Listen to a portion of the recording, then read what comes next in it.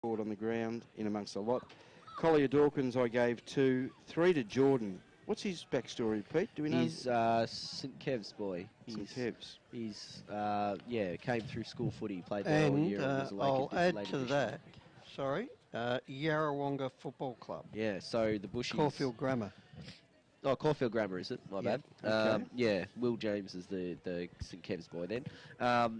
Those two got added later in the season. So yeah, one to keep our eye on. And I'm like the rest, Dylan Williams. He's the Nixon Finance Player of the Day. Yep. We are going to take a break. That game's done and dusted. Bring on the Dragons and the Bushrangers. They're both on the ground at the moment. You are listening to TAC Cup Radio and watching through the TAC Cup website. Technica is an Australian company that's been importing Italian-made and European-designed cooking appliances and white goods for almost 20 years. Technica appliances are a fusion of cutting-edge technology and contemporary design, providing a high level of style and sophistication to any kitchen. This is why so many leading architects, developers, interior designers and builders use Technica appliances, because like their customers, they want the very latest in innovation and quality. Technica, proud sponsor of the Northern Knights and TAC Cup Radio. Executive Maintenance has grown to be a preferred facility maintenance provider by maintaining excellence for over 25 years. A registered domestic and commercial building practitioner, Executive Maintenance provides facility maintenance for government, corporate, property and retail sectors. Whether it's a handyman for your corporate space or a fully qualified crew to manage your project, Executive Maintenance has the knowledge and expertise to provide a personal yet professional service. If you need assistance with your building maintenance needs, email admin@executivemaintenance.com.au. Executive Maintenance, a proud sponsor of TAC Cup Radio. Cowboys Cash and Carry have the largest range of clothing bargains in the northern suburbs for the whole family. School wear and workwear has just arrived and is half the price you would expect to pay at major stores. A family-run business, Cowboys Carry has new stock daily and 15,000 square feet of bargains. Come northern suburbs are raving about. Mention this ad and get 10% off their already cheap prices. Cowboys Cash and Carry, 169 Settlement Road, Thomastown, open 7 days. Another year of TAC Cup football and your number one AFL draft site is back and bigger than ever. AdZ Media, powering AFL Draft Central, continues to revolutionise the way AFL draft content is reported. In 2018, the team has increased to more than 40 writers who will provide powerful and cutting-edge stories nationwide. With draft news, features and women's football coverage, AFL Draft Central is your one-stop shop for AFL draft content. Head to afldraftcentral.com.au or stay up to date with us on Instagram, Facebook and Twitter. Check out at AFL Draft Central. Essendon captain Heppel settles, and he's done it! He's slotted through the match-winning goal. Roughhead flies high across the pack and takes a classic mark. Pendlebury's leading from the front, clocking up the possessions today, and young gun pup Cal Porter is looking good in his debut match. Gippsland Power generates footy lead. Nixon Finance. All right, back here at Icon Park. It is the last of the elimination finals. It's the Sandringham Dragons versus the Murray Bushrangers. We're in the middle of the ground. The ball's in the middle of the ground. They're actually starting a minute early, unless the umpire's waiting. Who we all tipped? I've gone for the Murray Bushrangers. Rick? Yeah, I have too. The Bushies. Actually, no, I don't think I have. No, you went for Sandringham. I've gone Sandy, yep. Siobhan? I've gone for the Murray Bushrangers as well. And they get it out, but that kick was smothered from Walker. Here come the Dragons through Stocker, the medalist, and he gets it forward, and there's a mark. Yeah, that's Big Benny King. Is that Big King? Yep. Did not take Ben King very long to get involved in the game. 20 seconds in. So two key players in this lineup getting their hand on the footy. Ben King and Liam Stocker. Of course, reigning Morris medalist, Liam Stocker. So Ben King comes in from 35 out, a little bit to the right, but nails it. They come from everywhere. Very happy with that start, the Dragons. Except for the couple at the back, they're like, no. Don't blame them. Yeah. Bit too early for that rubbish, eh, Pete? Yeah, that's it. It's not like he's short on goals. All They're going right. to do that every time. They're going to do a lot. So 1 goal to the Dragons, first on the board. They lead the Bushrangers yet to score. That is on the NG scoreboard. Proud sponsors of Gippsland Power and broadcast partner of TAC Cup Radio. Sandringham. Flowing handball there to Ralph Smith. Bouncing ball, kick forward. Bushrangers launch into attack. Good defence by Charlie Dean. They move it by hand. Watts gets it across to Owens. Need to be quick. Gets away with it. Good work. Dragons through the middle of Icon Park. They kick out wide. And Ben King again has marked this. Oh my goodness, he's in for a huge day if he's allowed that much space. There's no Kaczynski in this lineup, and I've said before, Kaczynski's just about their most important player at Murray, and yeah, unfortunately it means there's no one realistically who can go with him, not that there's many that can, so yeah, danger signs. Ben King comes in, kicks, and he might break a window. No. Out of bounds on the full, and that'll be the Bushrangers to bring the ball back in.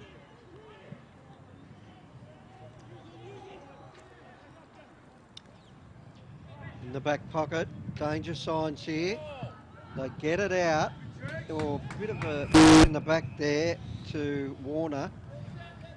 He'll get the free kick.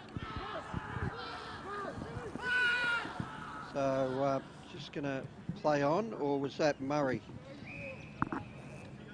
They'll get it out and run it to the outer side. They've got some space there.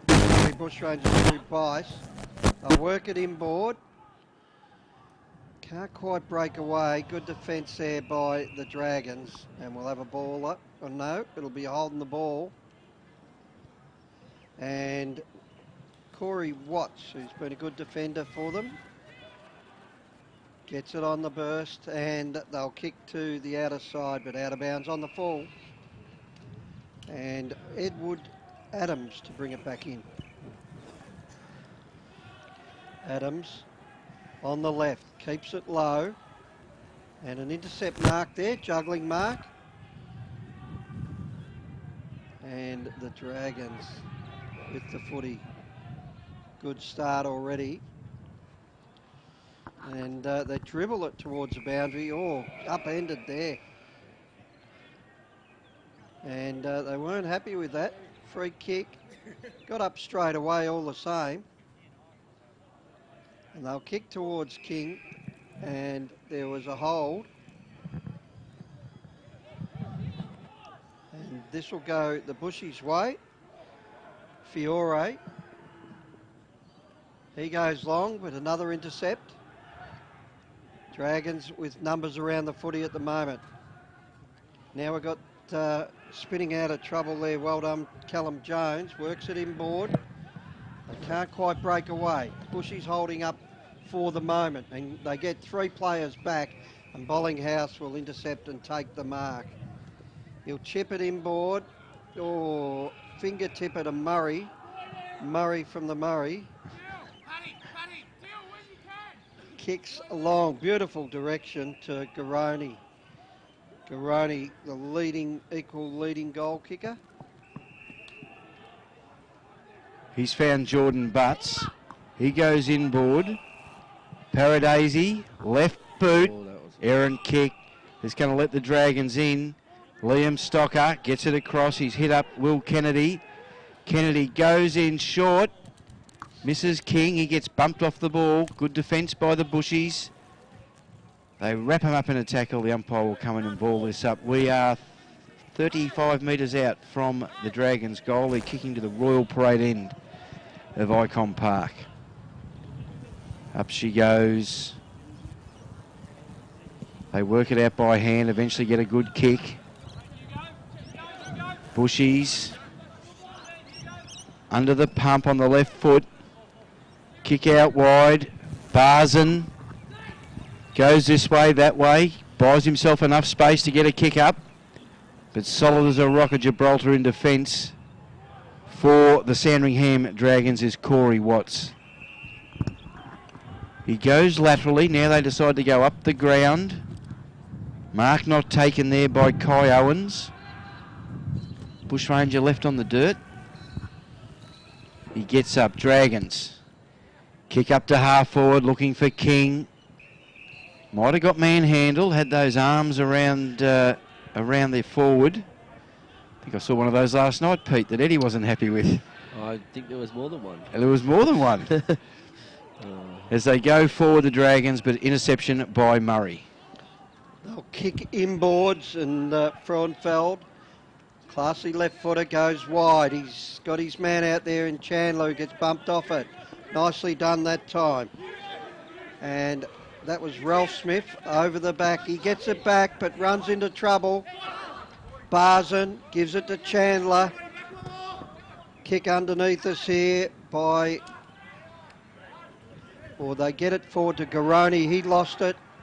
They should be able to clear here through Richard Sandy. He'll get the 1-2 and work towards centre half back. Right on 50. Goes wide. He's got a loose man, but just has to find him. And that's Burns. Burns gives it to Hanrahan, back to Burns. They'll go back inboard. And there'll be an intercept mark there at half back to Murray. And that was Irvine. They'll go to Frauenfelder. He'll, coming off the bench there, but well done to Chandler to stand his ground and take a strong mark in front. Chandler gets it back to Irvine. Right on centre wing, opposite the interchange bench. He goes forward and Jordan Butts, right in front of the commentary position. Butts goes in short, finds Boyer. Switches on. Gets it across to Murray from the Murray. Going for the old U-turn here. Gets it to Edward Adams. Now they've got to the city side of the ground. They bring it in, hit up Eli Smith. Smith works it by hand. Good kick into just outside 50. And now they go inside 50 and the mark is taken by Hudson Garoni. It's going to be a decent old kick, but we have seen in the previous game Xavier O'Halloran kick one from a further out. Got a big boot on him. He's a huge kick and also equal leading goal kicker in the TAC Cup home and away season this year. Garoni directly in front. Gee, the Bushies could just do with one, settle them down. It's not bad off the boot. The boys like it. The goal umpire likes it. I like it. I'll nominate that as an AFL Draft Central goal of the day. Absolutely. Good set shot. Score check, Siobhan. 1 goal apiece, 15 minutes 40 left in the first quarter. What do you think of the start, Pete? I think Sandy have had most of the play by the sounds of it, like the way that it looks, but they haven't been able to put it on the board. Like they obviously, Ben had that second shot that he missed, and they've got it down there, but Bushrangers' defence is holding up well, I think as a unit rather than individuals. Ball in the middle. Good tackling that time by Denborough. We'll have a ball up. I think we've got to also rate the form of Nick Murray at the moment down there on the back line of the Murray. He's been in superb form at centre half back. And they'll thump it forward now to a hot position, but well roved by Stocker. He gets it out to Burns, who takes a clever mark at centre wing. Ryan Burns. Stocker's had a ripping start. He'll go wide and a bit of a claw there.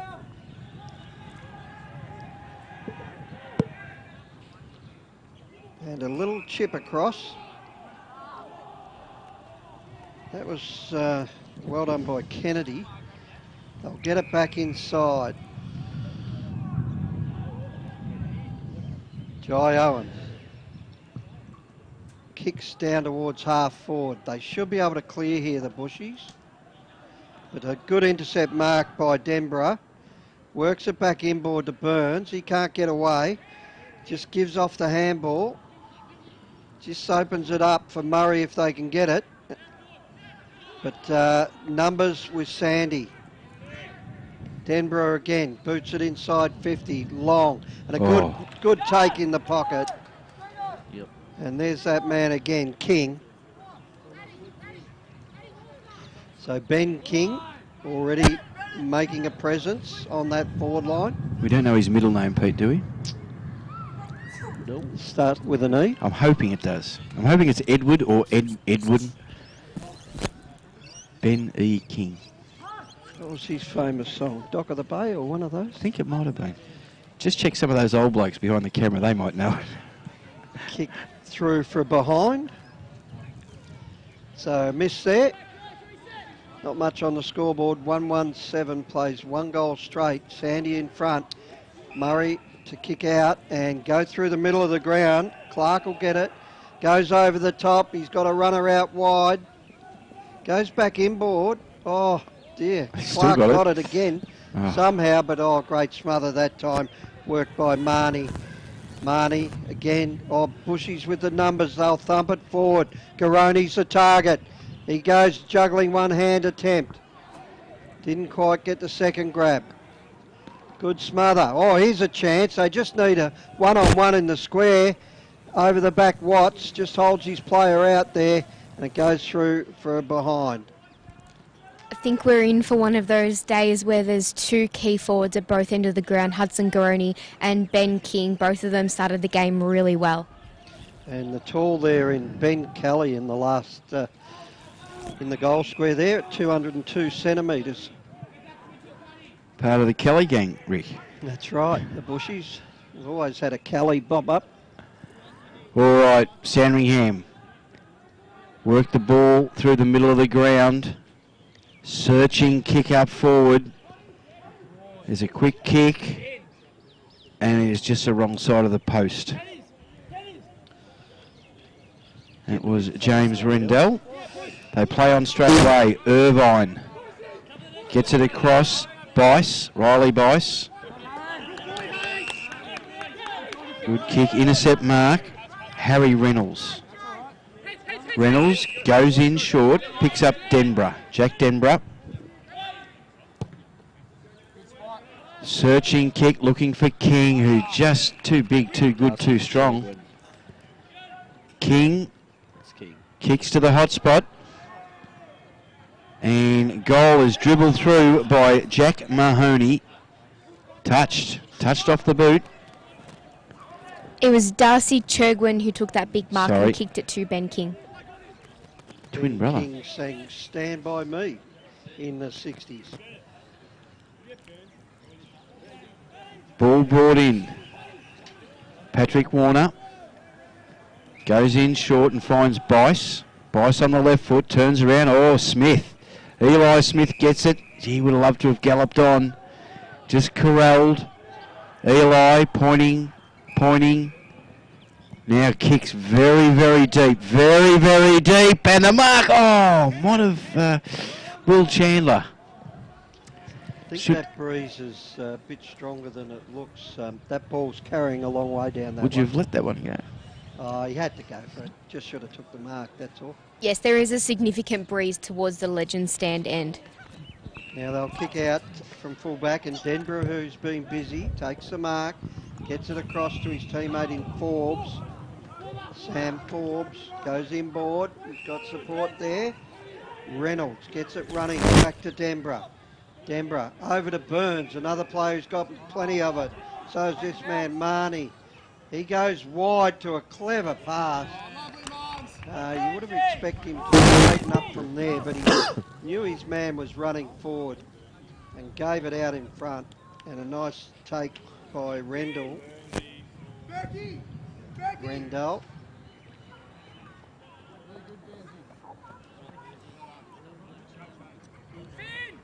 A kick from 25 metres out. Across the face. Gee. And can't buy a goal here. Wasting plenty of opportunities. Sandringham now 1 goal for 10 to Murray, 1 goal to 8. 9 minutes remaining on the Technica time clock. That was McGuinness, the shot for goal there. Plenty of flying, not a lot of marking. Not a lot of scoring. It's the opposite to the other one. Yeah, the first game was a goal feast. Yeah, they couldn't miss. This is a miss feast. This is Murray from the Murray. Goes across goal, looking to come down the city side of the ground. Long kick, too long, and over the boundary line and out of bounds. There's been plenty of chances here from both sides, but they're just not quite putting it on the board at the moment. And I do feel that, like, as we saw from Oakley are probably a class above both these sides. They didn't miss too many opportunities. Ball thrown in centre wing, right in front of the coaches' boxes.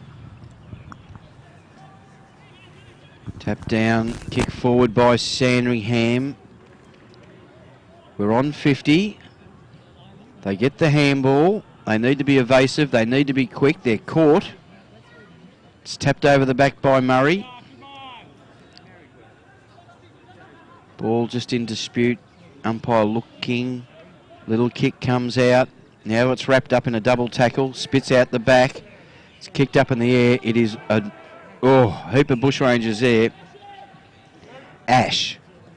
Lachlan Ash kicks out wide and finds Tom Boyd. Tom Boyd got a man on the run with a bit of space. Irvine goes in short. It's not clean, but it's effective. They get it across to Chandler. Chandler, the long left boot. The long left boot. They're looking for Garoni at the back. He works himself.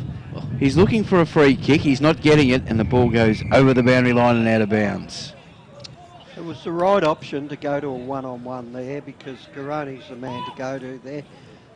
Just couldn't reel it in.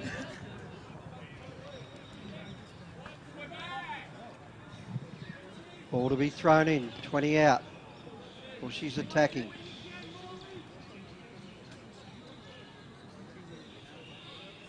Butts doing the ruck work.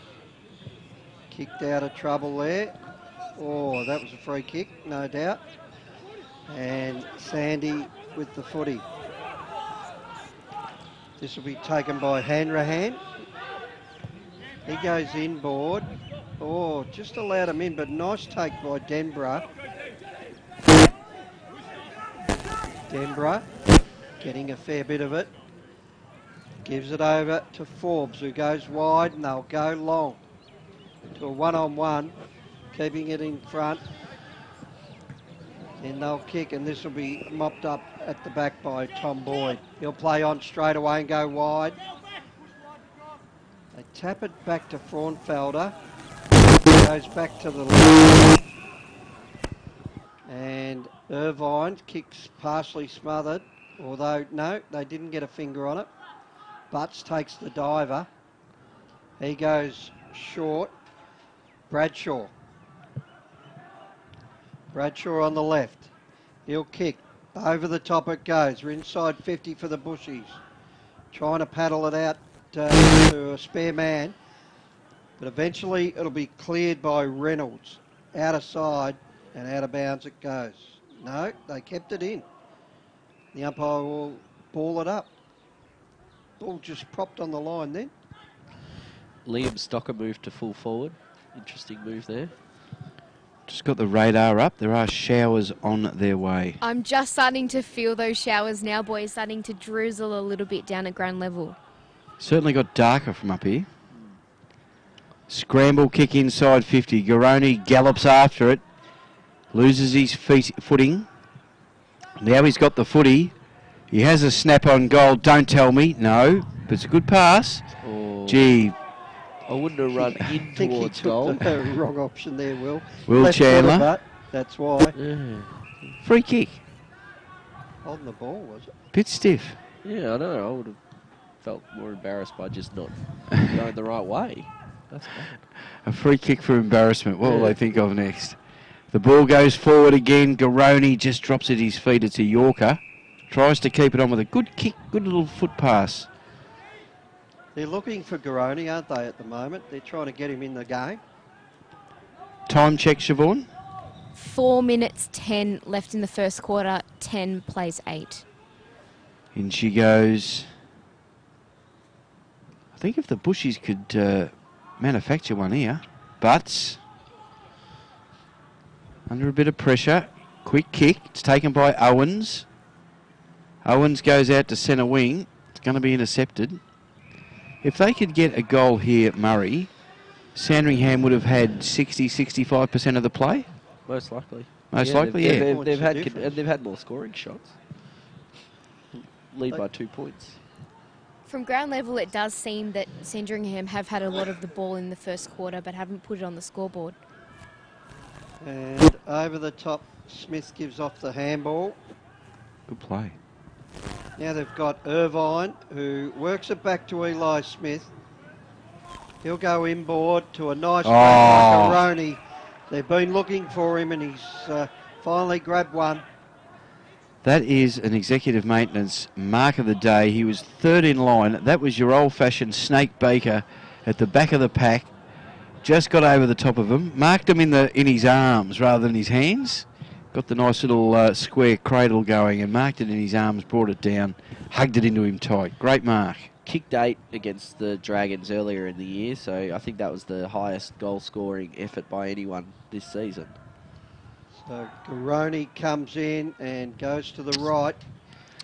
Just, Give him a wrap. He's looking for a bit of a bag, isn't he? He's had a couple of quiet weeks, Garoni, so it's good to see him getting his hands on the footy. Yeah, I they've been think playing it's going to enough. become a slog in this second part of this game. It's starting to rain a little bit heavier now. Stocker. Now the Bushrangers. Here's a long-range shot at goal from Matthew Walker to the right. Behind. That's another 55, 56 metre kick, that.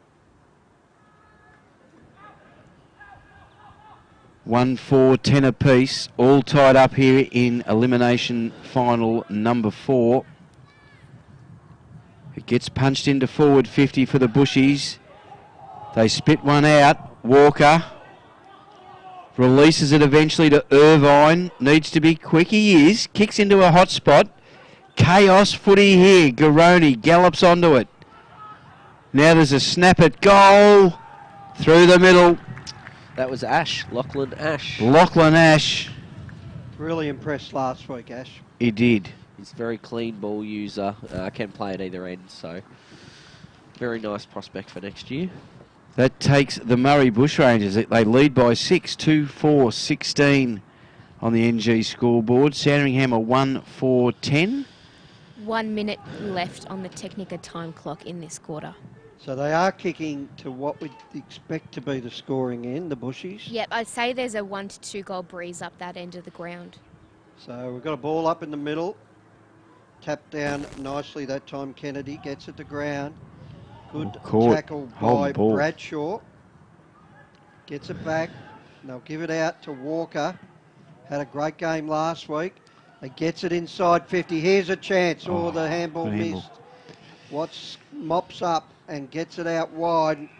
Looks like McGuinness out there. He'll chip it across.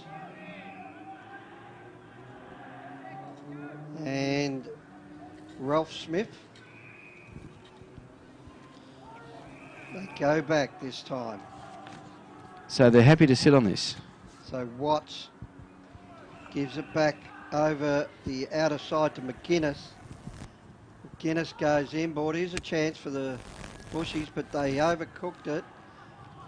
They're running with the flow here, Sandringham, and they kick it forward towards the 50. And there's the siren, which will mark for an interesting game here. Sandringham 1-4-10, trail the Murray Bushrangers 2-4, who are kicking with a little bit of a breeze. The goal kickers, please, Peter. Yep, Hudson, Garoni and Lachlan Ash for the Bushrangers, while Ben King has the sole major for Sandringham. Good tight start to this last elimination final. We had a bit of a Barry blowout in the first with the Oakley Chargers massive winners over the Western Jets. We will take a break and be back on the other side of this Tech Cup Radio, live streaming through the TAC Cup website. Cowboys Cash and Carry have the largest range of clothing bargains in the northern suburbs for the whole family. School wear and workwear has just arrived and is half the price you would expect to pay at major stores. A family-run business, Cowboys Cash and Carry has new stock daily and 15,000 square feet of bargains. Come and see what the northern suburbs are raving about. Mention this ad and get 10% off their already cheap prices. Cowboys Cash and Carry, 169 Settlement Road, Thomastown, open 7 days. Technica is an Australian company that's been importing Italian-made and European-designed cooking appliances and white goods for almost 20 years. Technica appliances are a fusion of cutting-edge technology and contemporary design, providing a high level of style and sophistication to any kitchen. This is why so many leading architects, developers, interior designers and builders use Technica appliances, because like their customers, they want the very latest in innovation and quality. Technica, proud sponsor of the Northern Knights and TAC Cup Radio. Executive Maintenance has grown to be a preferred facility maintenance provider by maintaining excellence for over 25 years. A registered domestic and commercial building practitioner, Executive Maintenance provides facility maintenance for government, corporate, property and retail sectors. Whether it's a handyman for your corporate space or a fully qualified crew to manage your project, Executive Maintenance has the knowledge and expertise to provide a personal yet professional service. If you need assistance with your building maintenance needs, email admin@executivemaintenance.com.au. Executive Maintenance, a proud sponsor of TAC Cup Radio. Another year of TAC Cup football and your number one AFL draft site is back and bigger than ever. AdZ Media, powering AFL Draft Central, continues to revolutionise the way AFL draft content is reported. In 2018, the team has increased to more than 40 writers who will provide powerful and cutting-edge stories nationwide. With draft news, features and women's football coverage, AFL Draft Central is your one-stop shop for AFL draft content. Head to afldraftcentral.com.au or stay up to date with us on Instagram, Facebook and Twitter. Check out at AFL Draft Central. Essendon captain Heppel settles, and he's done it! He's slotted through the match-winning goal. Roughhead flies high across the pack and takes a classic mark. Pendlebury's leading from the front, clocking up the possessions today, and young gun pup Cal Porter is looking good in his debut match. Gippsland Power generates footy legends, and NG is the power behind Gippsland Power. NG Hazelwood are proud to be helping tomorrow's future stars as major sponsor of Gippsland Power. Gippsland Power, the backyard playground of tomorrow's future stars. Go Power! Nixon Finance has been running in the Plenty Valley area of Greensborough for over 20 years. As your financial consultants and brokers, they specialise in all your equipment and vehicle finance needs. Home loans, business loans, commercial property loans. They deal with all the banks and get the right loan that suits your needs. Call Phil Smith during business 9435 2600 or email nixonfinance@bigpond.com. On taccup.com.au, this is TAC Cup Radio.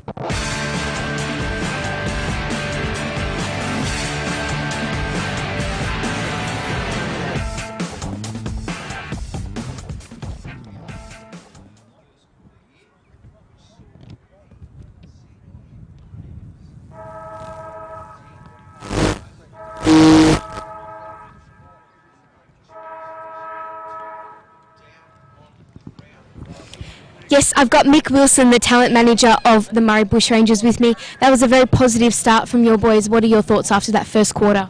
Yeah, we were pretty good. We competed well. Sandy run the ball really well through the midfield, so we've got to be careful of that. And there's a fair breeze out here, so realistically it's probably a 2 or 3 goal breeze. So hopefully we've got a bit of a we can compose and get settled for the handling, kicking into the win this quarter. So I thought it was a pretty good quarter by both sides that quarter. What were the feelings like in the room before the game? Obviously an elimination final, the stakes go up a little bit. How were the boys before the game? Oh yeah, they were really good. They're excited to play in a final at this level, so I think the players realise that it's a good opportunity to play well in a good team on a good venue. A lot of the kids come from the country, so it's a fair contrast. So all come from the country but play on regional and rural ground, so it's nice to come down and play in these sort of venues. And one player that made a hot start early is Hudson Garoni. What can you tell us about him, obviously leading goal kicker this year? Yeah, well, hopefully Hudson will get a fair few opportunities today. So he kicked 7 goals when we played Sandringham last time, so hopefully he can repeat performance today. Beautiful. And also just quickly, what's the main focus? What did you say to the boys before the game, what to bring to this game? It's just effort. So Leon Higgins, the coach, always talks about effort. We don't go too overboard in regards to structure and setup and that sort of stuff. It's just effort. Leon's has a famous quote in his football. It's all about 20% talent, 80% effort. So if the boys keep working to that, hopefully we'll be okay today. Beautiful. Thank you for your time. Good luck in the rest of the game. Thank you. Good work, Siobhan. 20% talent, 80% effort. That's a fantastic quote. I think you can apply that to not just footy, but lots of parts of your life. It was about an 80% effort to get up those stairs today, carrying those cases. I know that. Fair effort. I was Jim Crackett by the time that was over. All right, interesting first quarter. One thing we need here at Icon is some flags. Have Carlton got any recent ones we can put up on? I know no. they've got 16, just like Essendon, but nothing recent. Well, at least they'll have something to hold them on with all those wooden spoons. So. Oh, Peter, well done. Touche. Now, it would be good to have a windsock or a flag just to get a good indication of how strong that breeze See is. Are they the pine trees over there? Palm trees? Palm trees? Yeah, there's a bit of movement in them. But, yeah, just like to see, a bit like when we go to Preston, we can see the flag on top of Bell City. Yeah. Yeah, it's a grey outlook over there. A bit brighter on the horizon, but grey over the city. So It was drizzling before and that sort of cleared up a little bit, but the breeze has stayed the same. It is probably a 1 to 2 goal breeze towards the Legend stand. I'd be keeping an eye on that right side where there's a bit of sun poking through, Siobhan. That's where the right south side, Yep. southwest is where the weather will come from. Good work with your compass points. Played a lot of cricket, and that's where it always comes from when there's rain coming. So you got to keep an eye out for it. Never comes when you want it to rescue you. Always comes. Always comes when you're about to get the 6 points. So I think it'll be all right. All right, the Murray Bushrangers, a very tight huddle, plenty of instruction. First team that's come over to this side of the ground. yeah, What's Good the to John see. Dory with that? they're probably just lazy, closer to Well, the bench. there is that change rooms just under the old heritage stand, listed stand here. They might have been in there, the bushies. Well, I just mean makes more sense realistically because the bench is right there. Why walk across the other side of the ground? It's just the Yeah, coaches. I know they're coaches, but they could, they haven't been running around for a quarter. That's what I want to know. They can at least run for 2 minutes across the other side of the ground. All right, interesting quarter of footy. As the staff vacate. Earlier today we had Oakley doing a big number on the Western Jets. Likewise yesterday Dandenong trounced the Greater Western Victorian Rebels, and The winner of this game, The winner of this game plays Dandenong.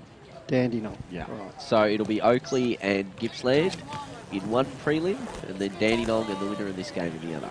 and that's next Saturday here at Icon Park. So we'd expect probably a similar start. Daisy? 12 Sorry about o'clock or I don't know. 11 or 12. I'm not sure they'll pick it around. bit of a buzz in the background, but they'll get it out, the bushies, and kick was smothered. Jai Owens goes in. Oh, he kicks to a dangerous spot. Now they're attacking here, the Bushrangers through Smith, been prominent early, and he'll kick towards the forward pocket, and a nice mark to Ash.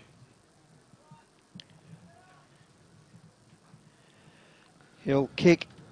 Now, if anyone can kick it from this difficult pocket, it's never easy from this pocket, the gymnasium side of the ground. Who kicked it one yesterday? Or was that in today's game?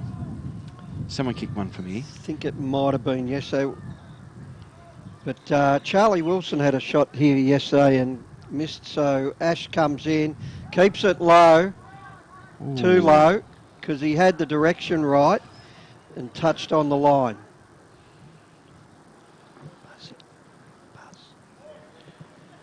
So they'll kick out from full back and go wide. Watts takes the mark, goes back inboard. That's taken by Richards, who'll get it towards centre wing. Spoil brings it to ground. They've got some run here, the Dragons. It'll go out wide to Reynolds. He'll go back inboard to Owens, who goes to the pocket and out of bounds.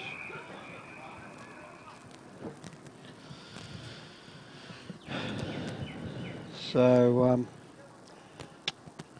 we've got the Dragons attacking. 10 plays 17. Bushrangers with a 7-point lead in this second quarter. They get it to ground. Smith paddles it towards the boundary line. Out of bounds again.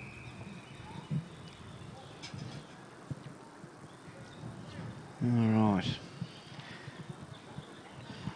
That's a big job for the Liam Fiore there, playing on Ben King. He looks like he's given up a few centimetres.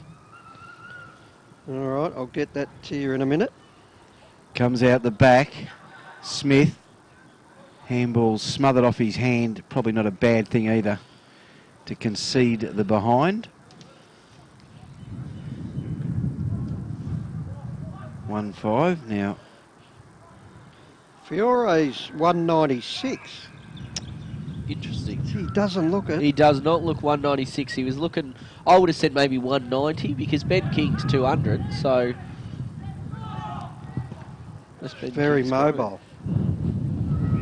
And it was intercepted down the back line by Adams. He'll play on to the outer side. He's got Barzen. He's done well to come back because he was very proppy after the game last week. He finds Fraunfelder. Chandler works his man under the ball, runs onto it, takes a bounce, kicks it inside 50. They bring it to ground, still with a chance here. Boot towards the square. 1 against 2. Ash, he just got an awkward bounce. They should be able to clear here, Sandy. And great work that time by Seaton. Gets it towards centre wing through Marnie. Well, that was now Churgwin. That ball's turned over. And we'll find Eli Smith. Smith underneath us here. Goes back. They're going to try and clear it over the other side of the ground. And that was Boyd, who goes wide. They'll work it further afield. And it's found Parajasi. Further afield they go. And a big kick forward. Up to a pack. There's a free kick paid. There's a push out. And it's going the way of Garoni, Hudson Garoni. Big kick. Yeah, it is a big kick because there's not much in this at the moment and they're going slightly against the breeze. So you wouldn't think there'd be much sway with this kick from that position. Just goes straight at the goals there, Hudson. And he kicks and goes left. We are 6 minutes in on the Technica time clock. Missed 2 set shots now, Garoni. Same as King, so they're missing a few at both ends. They get the run out, Sandy, to a 1-on-1. Oh, bit of a high one, but went unnoticed. Paradzazi gets it out wide and he's found Frauenfelder. Oh, he's kicked it straight into his opponent there. And he landed on his back, but he's played holding the ball and they'll clear here. This time they'll kick it inside 50 and a push out. Sorry, towards the 50. They're running down in numbers, Sandringham here. Marnie could raffle this ball. He's going to give it to Stocker, but he waited too long. Now Stocker will get a high tackle. They had their chance there, the Bushies. Stocker kicks to a lead. Oh, beautiful pass. Out in front of King. He takes the mark. That was like poetry in motion, that lead. He sort of gracefully just leaped into the air and took it cleanly. Gives Good no one kick. else a chance. No. Still a beautiful kick out in front. Yep. Just low and hard. And King will kick from 35 out directly in front. Kicks nicely this time. Puts him on the board. That's his second king. He's a real focal point in this game. And we are now updating the scoreboard. Is that 2-5-17 to 2-6-18, Siobhan? She's not there anymore, so we've had to say goodbye to Siobhan for the rest of the day. Right, She's going to a wedding. Okay. We are 7 minutes in to this second term. 7 minutes into the second term on the Technica time clock, and the NG scoreboard 2-5-17 to 2-6-18. Ball comes out. Bushrangers, sweeping handball, but it goes straight to Sandringham in Burns. They kick forward, looking for King again. Oh, good agility for the big boy. He sets sail for home, just to the right. Scores are level, 2-6 apiece. I'll throw one at you, Crooksy. When it comes to playing in finals, is there any reason for players to be wearing 60s and 70s? But Sandringham and Oakley do have huge lists. Yeah. Huge lists. Their numbers always go into the 70s. I'm in the side, mate. You can wear it if you can get a game. Although there was a kid called Jaden Stevenson. I reckon he wore something in the 50s when he came as a 16-year-old. Did he? In those finals. Yeah, most of these are school kids that have been added or they're bottom ages. So I'd be giving him a lower jumper. Yeah, I might start a petition. Underneath us here, Barra Jay-Z gets it out. He's trying to get it to Butts, who works it clear. Or collision and path here. Oh, Smith didn't take his eye off it. Paddles it forward, but either did his opponent in Reynolds, who gets it back. And they'll just hold up play here through Worrell. Oh, danger, but he goes inside and he's got his man there. Charlie Dean, who's going to go back to full back. He's got Watts. That's not Charlie Watts, that's Corey Watts. And Corey Watts has handed it over. You just merged two players there. Charlie Watts, of course, the drummer of the Rolling Stones. We got a shot on goal. Through from behind. Murray Bushrangers take the lead, 2-7-19 to 2-6-18. And we are in the 9th minute of the second term on the Technica time clock. They kick straight up the ground. The big men fly. Beautiful work off the pack. That's Denborough. They get it out wide. Ralph Smith kicks up forward. Oh, gee. He had enough of that. Yeah. I was going to say Barley Charlie. That was a mark. Fiore.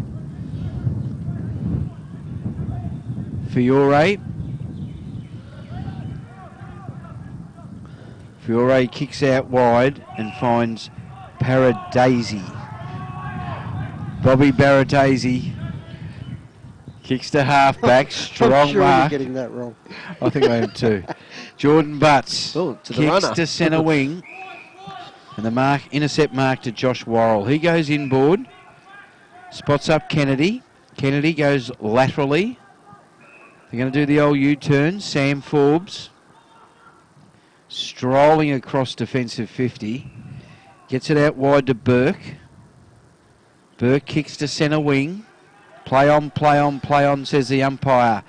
They kick forward. On the lead. Must be Rendell. Kicks to 50.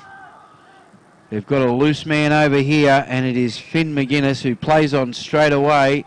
Kicks a bit of a helicopter, doesn't matter. No room to say how they kicked it, just if you did. And Finn McGuinness gets his first of the afternoon. He gets Sandringham's third and the lead, 3-6-24. They lead the Murray Bushrangers 2-7-19, and we're 11 minutes in on the Technica time clock. They just had too much room there, didn't they, and space. Let's see, they've just taken the lead now. Haven't really been in front by much all game, so they've just snuck a lead, kicking with the breeze. Stocker with the hand out. They get it out, but it goes back into the middle of the ground where it's all tied up. kick out of trouble by Stocker. Down towards centre half forward.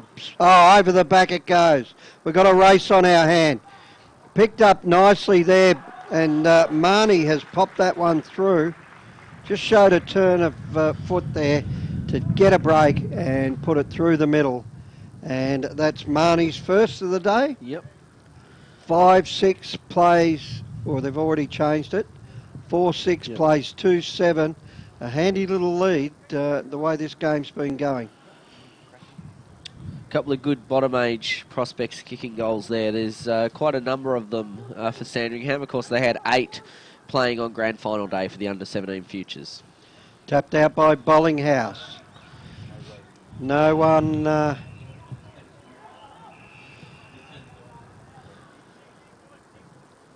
So we've got a player down in the middle here on his back. Hopefully not too bad, but he hasn't moved. Player down is Reynolds, who's been doing pretty well, but he's gone onto his side now, getting up gingerly. He's on all fours. There he goes. So good to see. Harry Reynolds.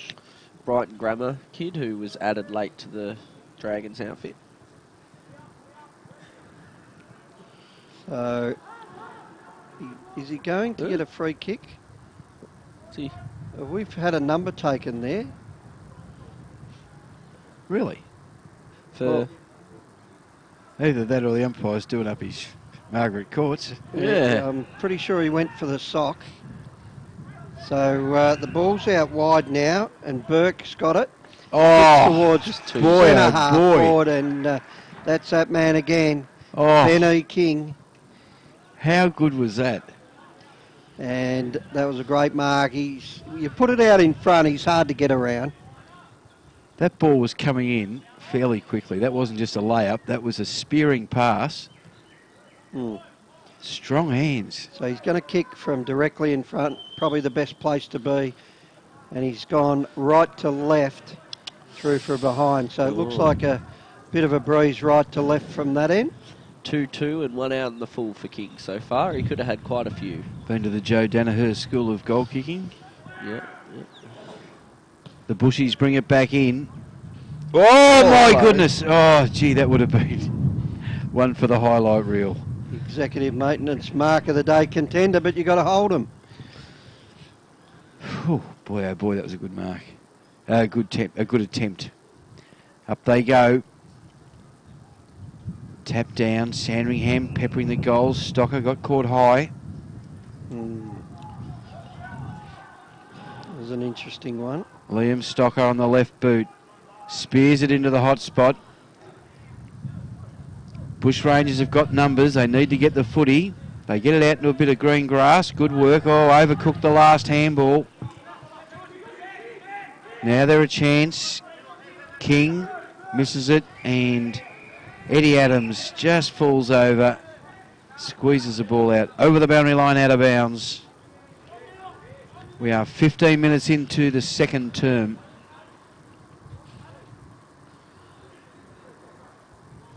Umpire sets. Beautiful throw in. King, good work. Oh, crunch. You could hear that from up here, couldn't you? Yep. Underneath it. The effects mic picked that up beautifully. Ball to be thrown in, half forward for Sandringham. Attacking to what we think's the scoring end of the ground, down at the Lygon Street end. Ball paddled forward, or tapped in. Probably should have been better off to kill that ball there. Ended up out of bounds anyway. We're 55 out from Sandy's goal.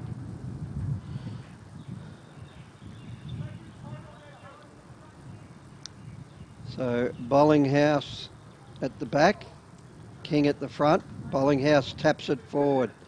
Little kick out by Walker. It'll be sharked right in the interchange area. That's Josh Worrell. Been an improver over the last couple of weeks, Worrell. Gets on the left, boots it to 50. Bollinghouse the intercept. Looking to switch, but no one there. Gives it off to Bice. Bice will come back to Murray, who's been a bit quiet. We've seen him play some great games. Goes up and under, and that wind has just taken it out. And Worrell will get another chance at it. Worrell at centre wings, told to play on. Kicks inside 50. You'd think Murray or Bollinghouse, but King came in to spoil. Good tackle. And the umpire will ball it up.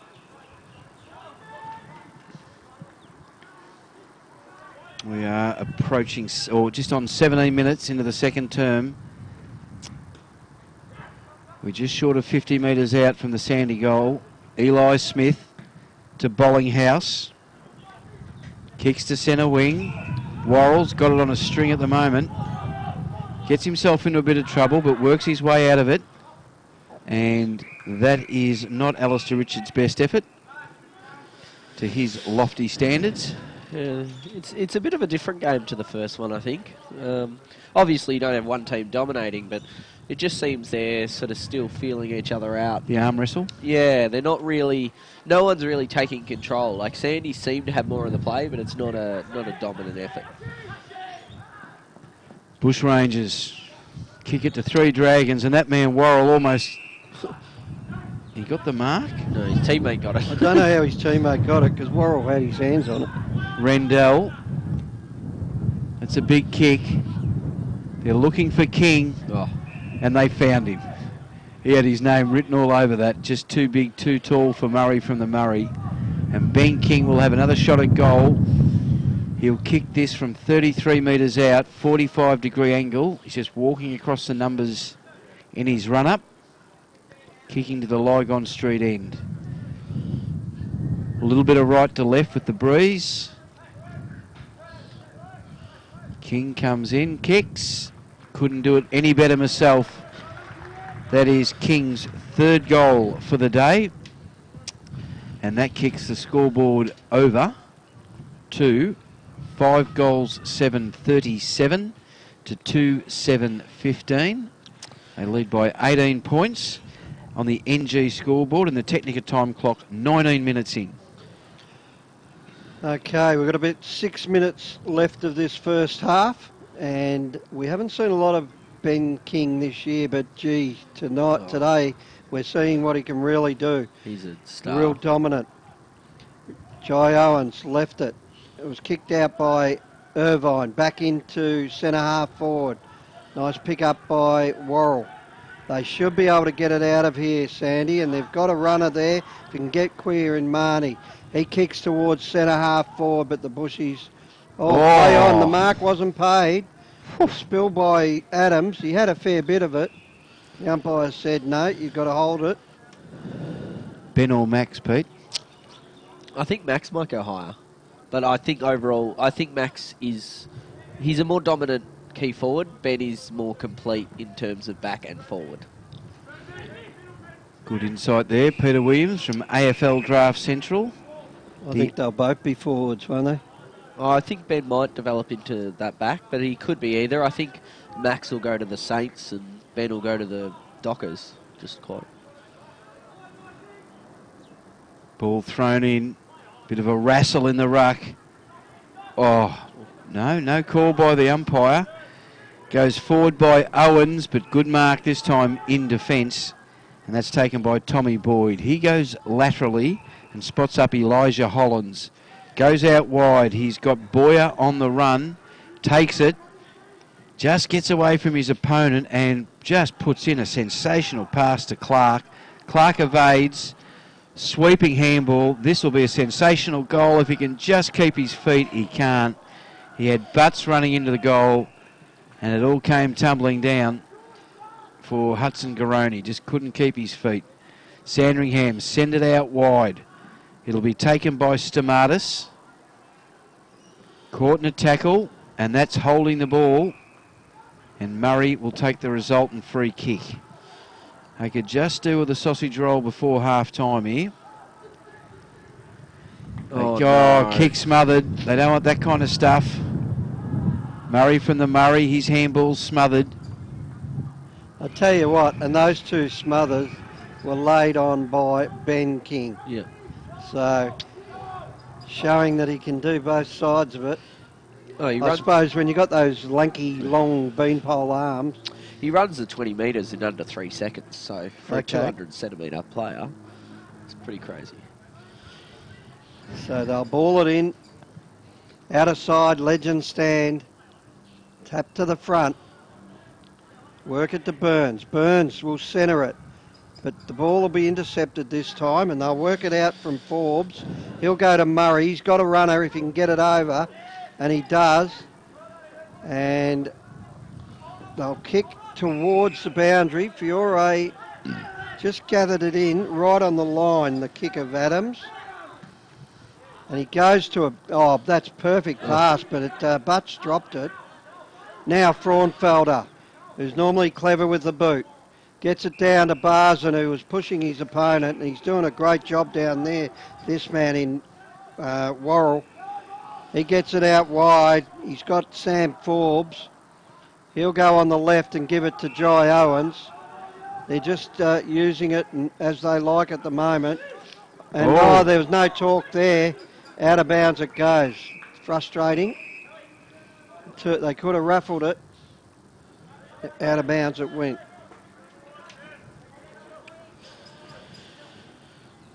Couple of minutes to go before half time. It is the Dragons by 18 points. They work the ball clear to Worrell. Worrell goes into the middle of the ground.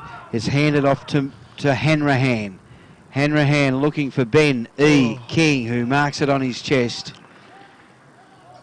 Don't think of passing it, Ben. Just go back and kick the goals. He decides to go short. And that is to Will Kennedy. Tighter angle, about 1.5 meters further in. Will Kennedy, he's yet to get a goal today, I think. Yep. Yeah, has a goal. Looking to put on Sandy's 6th goal and give him a 24-point lead in the shadows of half-time. Will Kennedy comes in, just crosses the 50 metres now. Kicks. Needs a bit of bend. King. He's still got it. And he kicks it across the face of goal. It's not over and done with yet. Smother. We're still in the goal face. Kicked off the carpet, and that is through for a behind. 5-8-38 to 2-7-19. That would be goal of the century if he'd put that one through. Is that Stamatis there with that soccer tactic? I reckon. Got an injury down in the corner there. Yeah, looking very proppy. Is that a knee? Yeah. Knee or ankle. Ball kicked out. Sandy seemed to have the answers at the moment. Parajazi gets it to Bollinghouse. Over the top. They keep it in play here, Sandy. They get a man out wide and kick it towards full forward. Good spoil. There's shot on goal. It goes very wide and out in the full. And that is half-time here at Icon Park. 5-8-38 Sandringham to 2-7-19 Murray. It's Murray from the Murray that's hurt his ankle. He's a man that they don't need off. All right, the goal kickers, please, Peter. The goal kickers, well, for Sandringham, Ben King has 3, and McGuinness and Marnie with 1 each, and then Ash and Garoni with 1 each for the Bushies. Interesting first half. Cordy'd have to give it to Sandringham Dragons.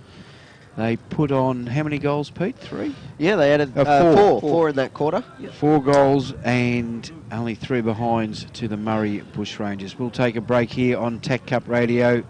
The Oakley Chargers, big winners in the first game. TAC Cup Radio, live streaming through the TAC Cup website. Technica is an Australian company that's been importing Italian-made and European-designed cooking appliances and white goods for almost 20 years. Technica appliances are a fusion of cutting-edge technology and contemporary design, providing a high level of style and sophistication to any kitchen. This is why so many leading architects, developers, interior designers and builders use Technica appliances, because like their customers, they want the very latest in innovation and quality. Technica, proud sponsor of the Northern Knights and TAC Cup Radio. Executive Maintenance has grown to be a preferred facility maintenance provider by maintaining excellence for over 25 years. A registered domestic and commercial building practitioner, Executive Maintenance provides facility maintenance for government, corporate, property and retail sectors. Whether it's a handyman for your corporate space or a fully qualified crew to manage your project, Executive Maintenance has the knowledge and expertise to provide a personal yet professional service. If you need assistance with your building maintenance needs, email admin@executivemaintenance.com.au. Executive Maintenance, a proud sponsor of TAC Cup Radio. Another year of TAC Cup football and your number one AFL draft site is back and bigger than ever. AdZ Media, powering AFL Draft Central, continues to revolutionise the way AFL draft content is reported. In 2018, the team has increased to more than 40 writers who will provide powerful and cutting-edge stories nationwide. With draft news, features and women's football coverage, AFL Draft Central is your one-stop shop for AFL draft content. Head to afldraftcentral.com.au or stay up to date with us on Instagram, Facebook and Twitter. Check out at AFL Draft Central. Cowboys Cash and Carry have the largest range of clothing bargains in the northern suburbs for the whole family. Schoolwear and workwear has just arrived and is half the price you would expect to pay at major stores. A family-run business, Cowboys Cash and Carry has new stock daily and 15,000 square feet of bargains. Come and see what the northern suburbs are raving about. Mention this ad and get 10% off their already cheap prices. Cowboys Cash and Carry, 169 Settlement Road, Thomastown, open 7 days. Essendon captain Heppel settles, and he's done it. He's slotted through the match-winning goal. Roughhead flies high across the pack and takes a classic mark. Pendlebury's leading from the front, clocking up the possessions today, and young gun pup Cal Porter is looking good in his debut match. Gippsland Power generates footy legends, and NG is the power behind Gippsland Power. NG Hazelwood are proud to be helping tomorrow's future stars as major sponsor of Gippsland Power. Gippsland Power, the backyard playground of tomorrow's future stars. Go Power! Nixon Finance has been running in the Plenty Valley area of Greensborough for over 20 years. As your financial consultants and brokers, they specialise in all your equipment and vehicle finance needs. Home loans, business loans, commercial property loans. They deal with all the banks and get the right loan that suits your needs. Call Phil Smith during business hours on 9435 2600 or email nixonfinance@bigpond.com. On taccup.com.au, this is TAC Cup Radio.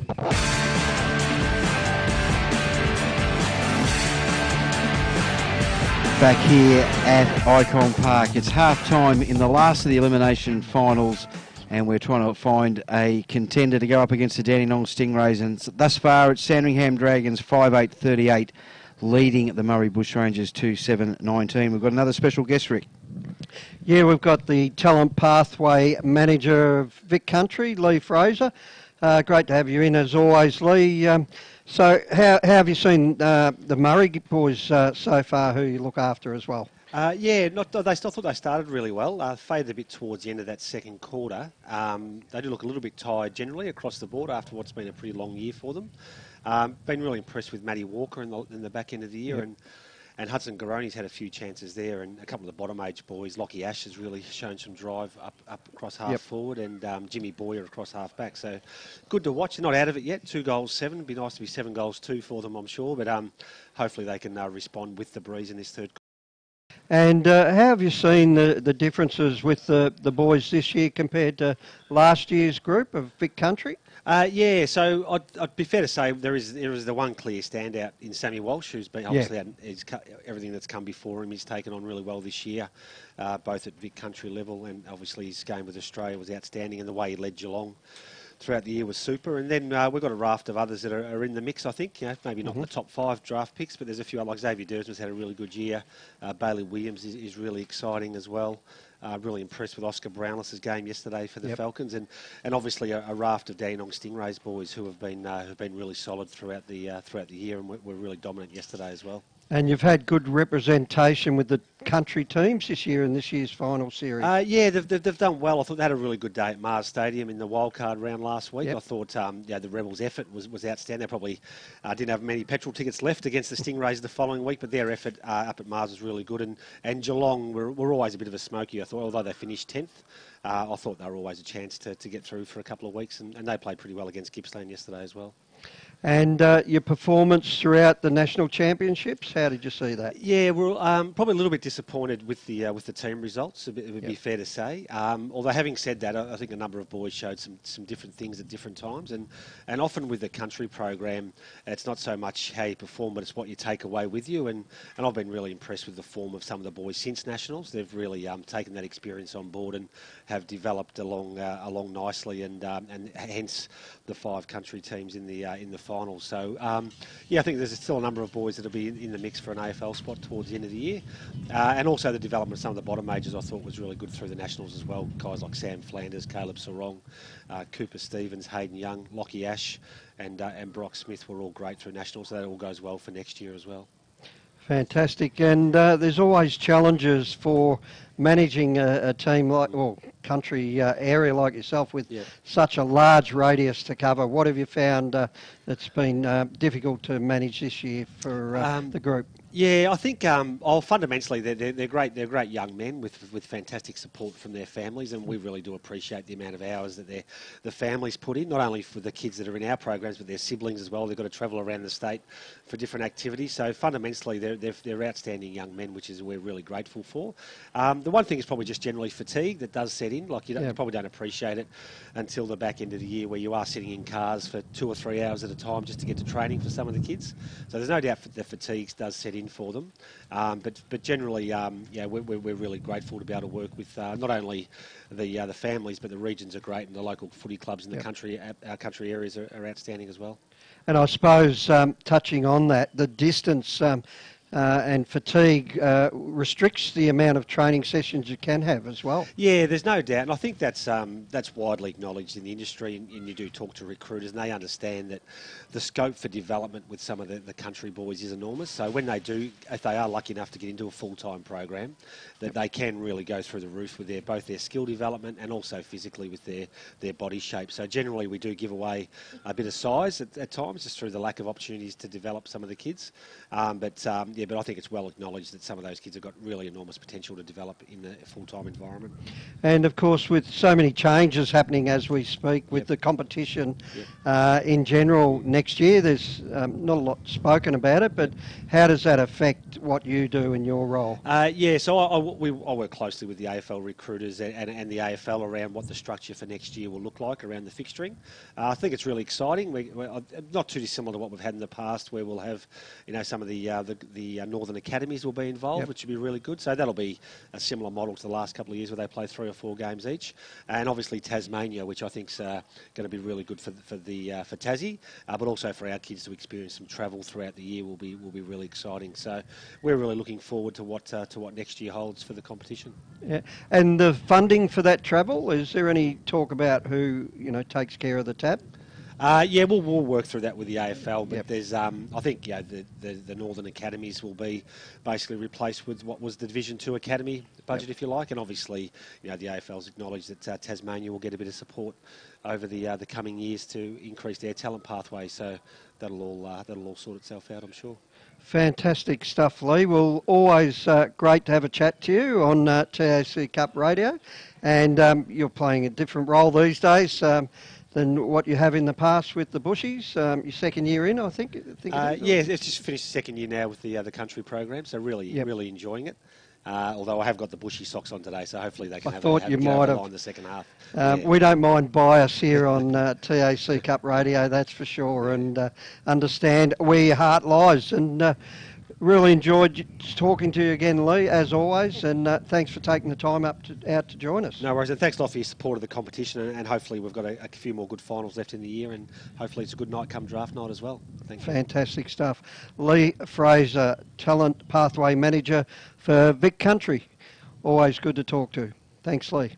Technica is an Australian company that's been importing Italian-made and European-designed cooking appliances and white goods for almost 20 years.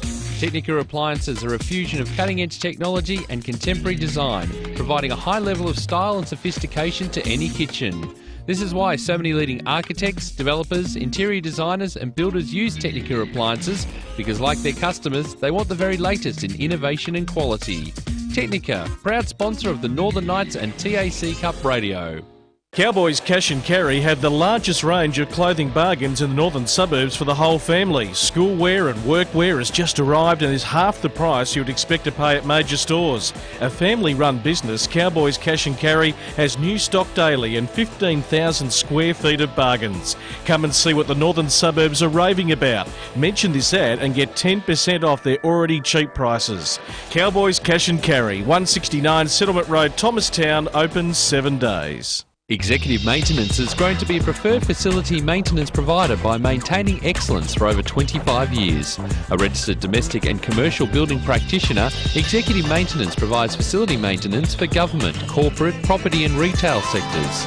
Whether it's a handyman for your corporate space or a fully qualified crew to manage your project, Executive Maintenance has the knowledge and expertise to provide a personal yet professional service. If you need assistance with your building maintenance needs, email admin@executivemaintenance.com.au. Executive Maintenance, a proud sponsor of TAC Cup Radio.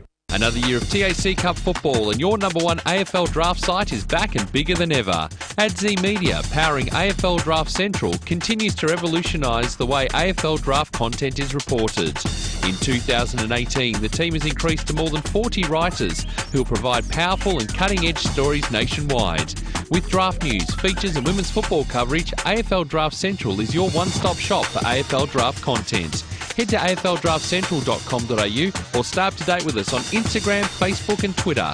Check out at AFL Draft Central. Essendon captain Heppel settles, and he's done it! He's slotted through the match-winning goal. Roughhead flies high across the pack and takes a classic mark.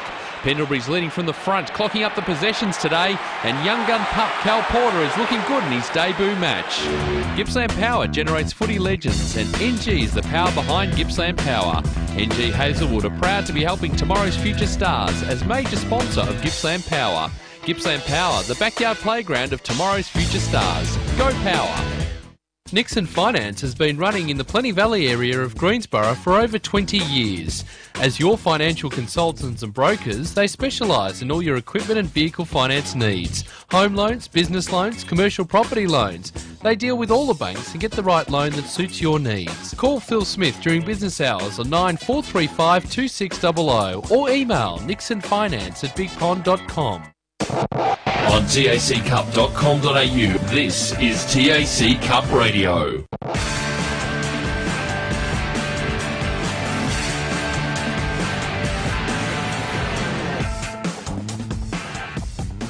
Plenty happening here at Icon Park at halftime. Someone needs to put a headset on and talk to me. Now, always good to talk to the talent pathway managers, Vic Country and Vic Metro, isn't it, Crooksy? And Lee Fraser never lets us down. No, he's an absolute ripper, Rick. And with the Bushies, hand it over. Mick Wilson's doing a good job. We've just got a bit of a hum on the line. I'll work on that. So Actually, I'm just going to do sounds all right at the minute. I've only got it in mind. So I'm just going to take a bank of ads and we'll be back on the other side of this. Technica is an Australian company that's been importing Italian-made and European-designed cooking appliances and white goods for almost 20 years. Technica appliances are a fusion of cutting-edge technology and contemporary design, providing a high level of style and sophistication to any kitchen. This is why so many leading architects, developers, interior designers and builders use Technica appliances, because like their customers, they want the very latest in innovation and quality. Technica, proud sponsor of the Northern Knights and TAC Cup Radio.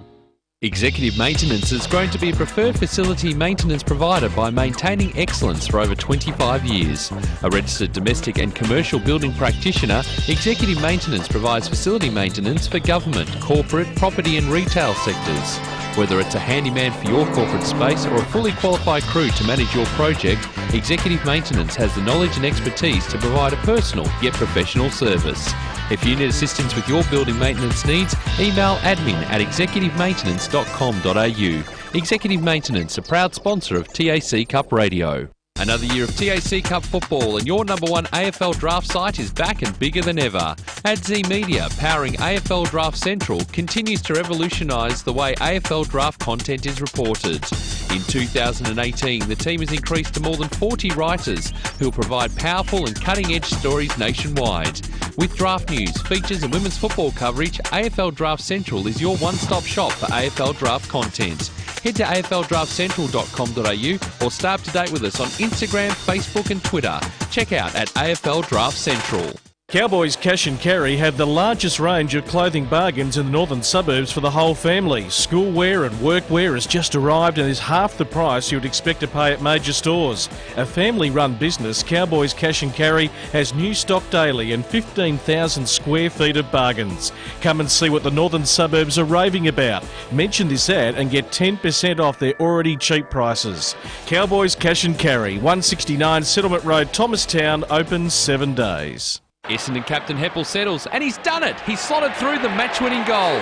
Roughhead flies high across the pack and takes a classic mark. Pendlebury's leading from the front, clocking up the possessions today, and young gun pup Cal Porter is looking good in his debut match. Gippsland Power generates footy legends, and NG is the power behind Gippsland Power.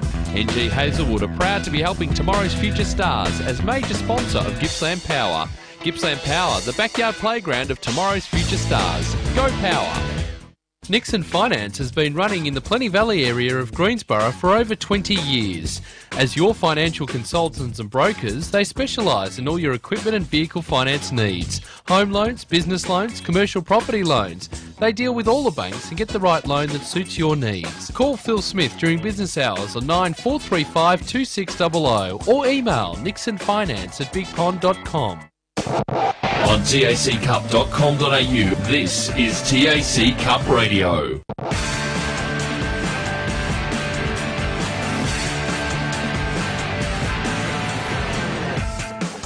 I'm here at Icon Park and Sandringham Dragons, 5-8-38. They've taken a nice little lead into this third quarter, 2-7-19. The Murray.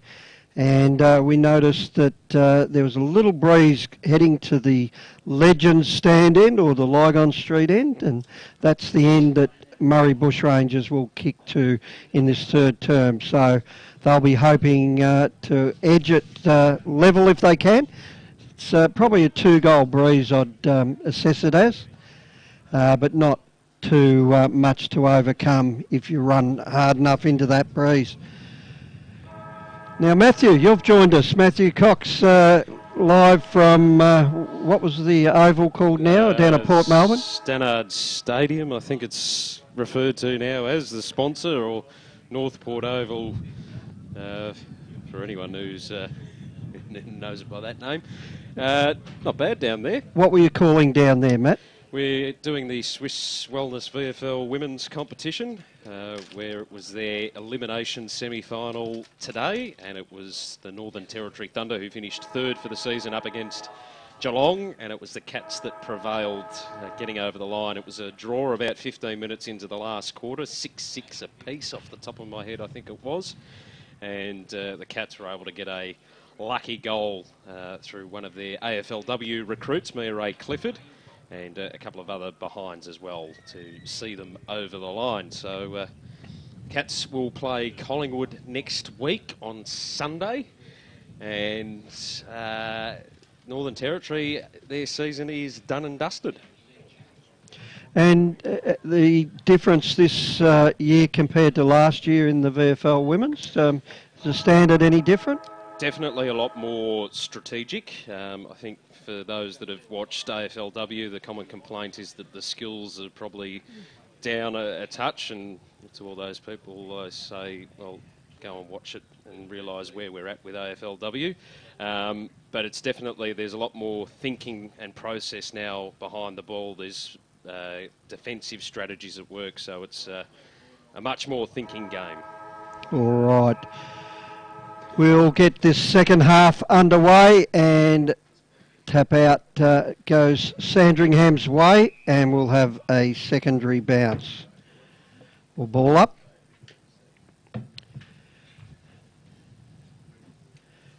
Up they go, and palmed away by Rendell. They get it back into the middle. Stocker wheels around, gets onto the left side of his body. They'll dish off down towards full forward. Up they go, brought to ground. Barzan giving off the handball. Gets it towards Warner. Well, they'll work it at centre wing now. Brought to ground. Good work that time by Richards, who paddles it over. Didn't try too hard to keep it in. And out of bounds it goes next to the old Hawthorn stand, or now called the Richard Pratt stand. And I saw Nick Murray in the tracksuit on down the boundary line, so it doesn't look like he'll be doing too much. Did we notice if it was an ankle or a knee? No, I think it might be an ankle because he was limping, but it didn't look serious, but it won't be this game. All right, one of their more valuable players at centre half-back, Nick Murray. And we'll get it out here now, Sandy. They'll chip it towards the centre of the ground, and Burns takes a nice mark out in front. Juggling mark, contested mark. Kicks towards King. Up they go. Good spoil. Oh, we've got Marnie with the shot on goal, but he misses to the left. Oh, it stays in, and Ash will mop up here in the back pocket. Held up in the breeze. They're in a dangerous spot. They go back to Barzan. Kick's partially smothered. They'll need to toe tap this, and it was taken by Adams. He can't break away. Oh, great work by the Dragons to keep it in play and hold it up, and out in the full it goes. So we'll have Tom Boyd with the footy. Play on and kick to the outer side of the ground. Taken by Walker. He boots it long. Good spoil over the back that time by Dean. And out of bounds it is. Turn myself back on. Centre wing out of side here at Icon Park, as they're going to have to try and find the footy. Disappeared into the seats out there. Sharon finally back in the umpire's hand. He'll throw it in.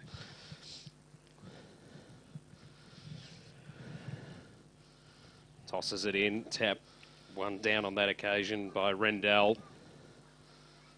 Bushrangers work it by hand.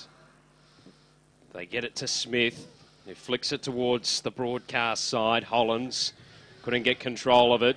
Dragons have numbers. They work it into Mahoney's hands. He takes the mark just outside attacking 50. That's Kennedy. Pops it into the pocket. Bushrangers work it by hand with numbers. Fiore flicks it into the back pocket on the outer side this time around. And they'll chip it over the top. The mark taken here by Boyd. Off half back. Kick down along the boundary line. Chasing for it here is Clark. Moves it forward for the Bushrangers. Beats everyone in the contest. Dean for the Dragons. Will hold up their defensive line, and they flick it outside of defensive 50, where the mark was taken by Forbes. His kick is intercepted. Mark taken by Irvine. Puts it over the top, and the mark is taken by Butts. Long ball he got dealt with after the kick, so the Bushrangers are going to get a shot on goal on a slight angle. They'll be given a goal. Drop the ball. 50-metre penalty. Oh, wow. That's just really poor discipline. Jeez.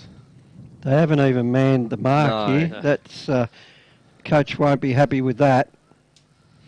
So what happened, I think it might have been Watts dropped the ball, and Garoni got the 50 metres and no one bothered to man the mark. So they're coach killers, aren't they, those ones? They'd be breathing fire at the moment. So Garoni's got his second, and he has been an important player for the Bushies today. He's had 2 or 3 other shots at goals, and tapped out straight away by Bollinghouse. Gets it to Smith. Smith with a handball inside 50. Now Watts will mop up this time and give it across. Oh, they did well there. That was good work by Hollands.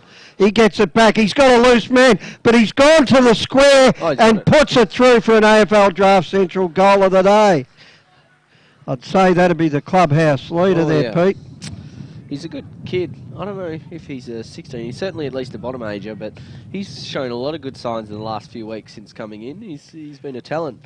I think he's been sort of replacing that Chalcraft who's you know, he obviously got injured, and I think he's playing a similar role and also through the midfield as well. So he's been a very good, consistent player the last few weeks. A needed goal, and that is 2 quick answers here. So it's 5-8 plays 4-7. They get it out of the middle. Bring it down towards centre half forward there for the Bushies. Sorry, the Sandy Dragons. Bushies trying to get it out of there. They run into trouble. Nelson, well, they get it down towards Butts. They bring it to ground. Ball paddled along by Reynolds. Kick out of trouble. We'll only find Irvine, who plays on straight away to Barzan. That was adventurous. And he kicks it on top of the shed, the player's hut. So we'll have a kick in. And it'll be taken this time by Dean, Charlie Dean, right on centre wing. Comes in for the Dragons and kicks towards the 50, long kick.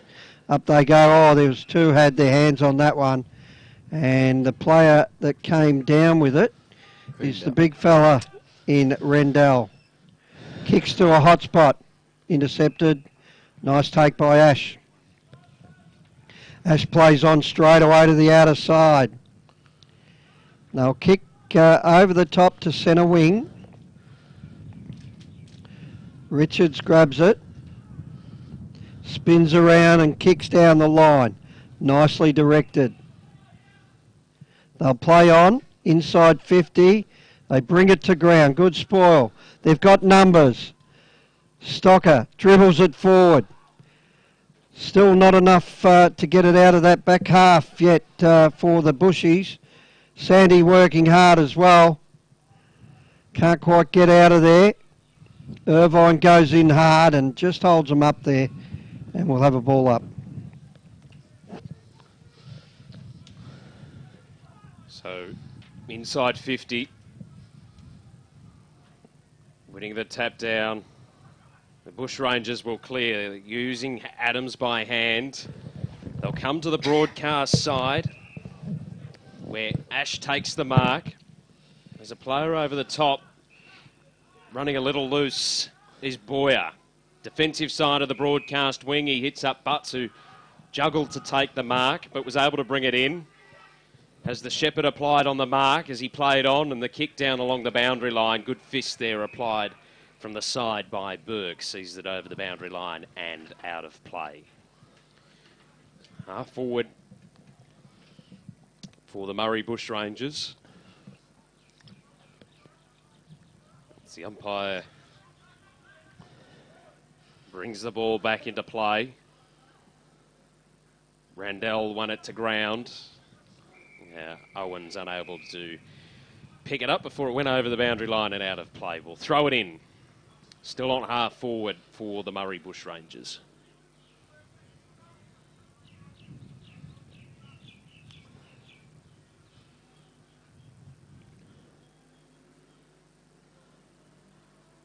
Tosses it back in. Again, Rendell winning the tap down. Bushrangers, though, will use Boyer to get a high kick inside, attacking 50. Sitting out the back. Taking a nice mark, and there's going to be a 50-metre penalty going the way of the Sandringham Dragons in addition to that. And it was against Walker. Move it short, and the Dragons go long with the kick once again. King couldn't bring it in, ball to ground. He ends up with the footy, a fresh edge shot at it. A lot of Dragons around. They tried to work it into the hands of Gray. Ball pressured forward. It's socked towards the goal, and the umpire says it goes through for a minor score. That was DeMattis again, Rick. I think he's just not bothering to pick it up. He's forgotten what sport it is. That's 2 attempts with the soccer tactics. Walker gets it, runs off, but gave it across to Paradzayi, and he plays on and kicks down towards no one in particular, and it's picked up nicely by Burke. Burke to Worrell. Dangerous tactic, but well executed. they'll be able to kick down back underneath us here. We've got a contest with Walker over the top. Uses his strength. Goes to 50. Bit of a helicopter in the front, or kick over the head, basically, towards that forward pocket, and Richards should be able to clear.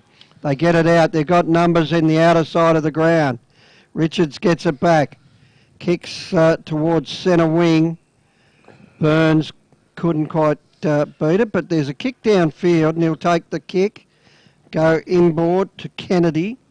Didn't quite hit him up. And now they've got a loose man in the outer side, the Murray Bushrangers. Couldn't get it. Over the back goes Hollins. Was intercepted that time and booted forward. Over the back, that handball went all to the Bushies, and that handball from Bollinghouse went out of bounds. Just a few skill errors creeping into this game from both sides. Hasn't been the cleanest game of football No. we've seen. Close scoreline at least, that's what we like. Yep. Keeps us involved. And over the back it goes. They'll toe poke it forward, but a kick towards the goals out of mid-air, and King takes a great grab. And that's executive maintenance mark of the day contender. Had a bit of a discussion on the line there with his opponent, King. Yeah, I think his opponent made him earn it. Just pushed him into the turf, and this will be number 4. He's not going to miss this.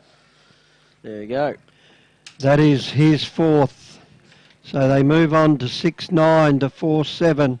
And we're not sure about the time clock just yet. We've lost that for a moment. I think we're about 18 minutes. I'm looking at the camera crew who aren't assisting. No, they're just ignoring you. That's all right. I think 18 minutes into the first third quarter. 12-14. You were close, only, a quarter off. My clock's playing funny buggers now. Yeah. I tried doing maths, didn't work. Funny, that ball now for Sandringham, moving it forward, and they'll get another mark here, the Dragons. And this time it's Rendell that has it on a 45-degree angle about. Well, he'll have to kick it from 50 metres out. He'll be right.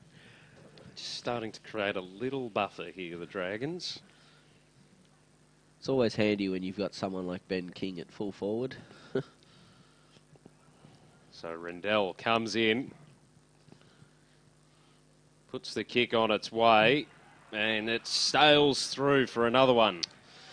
7-9-51, the Sandringham Dragons move to 4-7-31, the Murray Bushrangers. Bit slack on the line, I thought, the Bushies there, because that ball was always going to hold up late, and I think it's cleared the line by not much at all. There was one player who marked it at the end. Not a great attempt to jump up high and spoil it. No, I don't know. It seems the fizz have gone out a little bit. Tapped out from the middle by Bollinghouse. Eli Smith went without it. Paddles it backwards and lets his player Barson, who's gone back because of the Nick Murray injury. So they'll work it forward now through Clark. Nice delivery out in front, just couldn't hold it there. And they've got a second chance here through Hollins, the Bushies. They're keeping it inside their 40 metres out. Stocker gets it and weaves her out of trouble. Did that beautifully. And Marnie, who limped off before, did a good job to get that out. They'll work it over the boundary line. Play on's the call. And eventually it's out of bounds, out of side. City side of the ground. Just sigh of relief from you there, Pete. Yeah, I'm waiting for something exciting to happen. I was just going to say, it's very stagnant. Yeah, you missed the earlier thrilling game, which totally wasn't over by half-time. Thank you for the update. There's a kick inside 50 is cut off by Boyd for the Bushrangers. He goes wide with the kick. And they have it on the outer side. Walker goes down the line. Now it's in the hands of Butts. They're just tracking along that outer side at the moment, the Murray Bushrangers. Garoni wants to come inboard with the kick. Just floated over the back of the contest. Coming through was Stocker, a Norrish medal winner. He's caught and the umpire says, give it to me, I'll ball it up. Just attacking side of the centre circles here at Icon Park. The umpire puts it back underway. Floats out the back, collecting it there. It was Marnie, he's taken, and the umpire says, give it to me again, I'll ball it up. Corner of the centre square on the outer side. 20-point lead in favour of the Sandringham Dragons. As the ball bobbles around, chasing after it's Walker. They pop it inside attacking 50. The Bushrangers off hands and a goal. Scored through Hollands. That's his second today. Just roved it beautifully. He saw it was coming over the back and it hit the fingertips and fell in his lap and did well to just dribble it through. 5-7-37 the Bushrangers move to. 7-9-51 the Sandringham Dragons on the NG scoreboard. And I'm not going to have another attempt at the Technica time clock.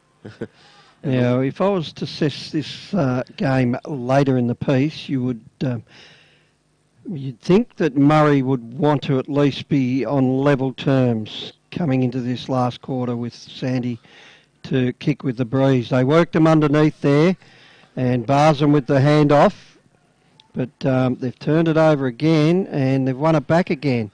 Good tackling, sees it out of bounds or no, there was a reward there for effort. Stamatis with it. He'll boot it forward to the pocket in the King direction and a nice mark to Tom Boyd. Tom Boyd, this is dangerous, going very wide to the other side pocket, and they were able to hold it up and work it out of bounds there. Interesting. I thought that would have been dropping the ball for a second there, unless he didn't take possession. He just paddled it between his legs. So we're in front of the gymnasium, 40 metres out from the Sandy goal, throw in. Thumped over the back. They get it out through Marnie. That was Denborough who gets it forward and a nice mark to Ben King again.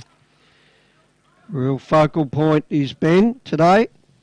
Another executive maintenance mark of the day contender. No doubt. They're just a bit short on that back line at the moment as well, Murray Bushrangers, with Nick Murray going off. So Ben King already with 4, comes in and kicks it long and through for a behind. So I'd be saying he's kicked at least 4-3. Yep. It's with and Irvine now. Full too.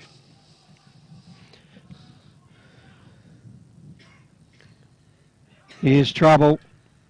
Back inside it goes.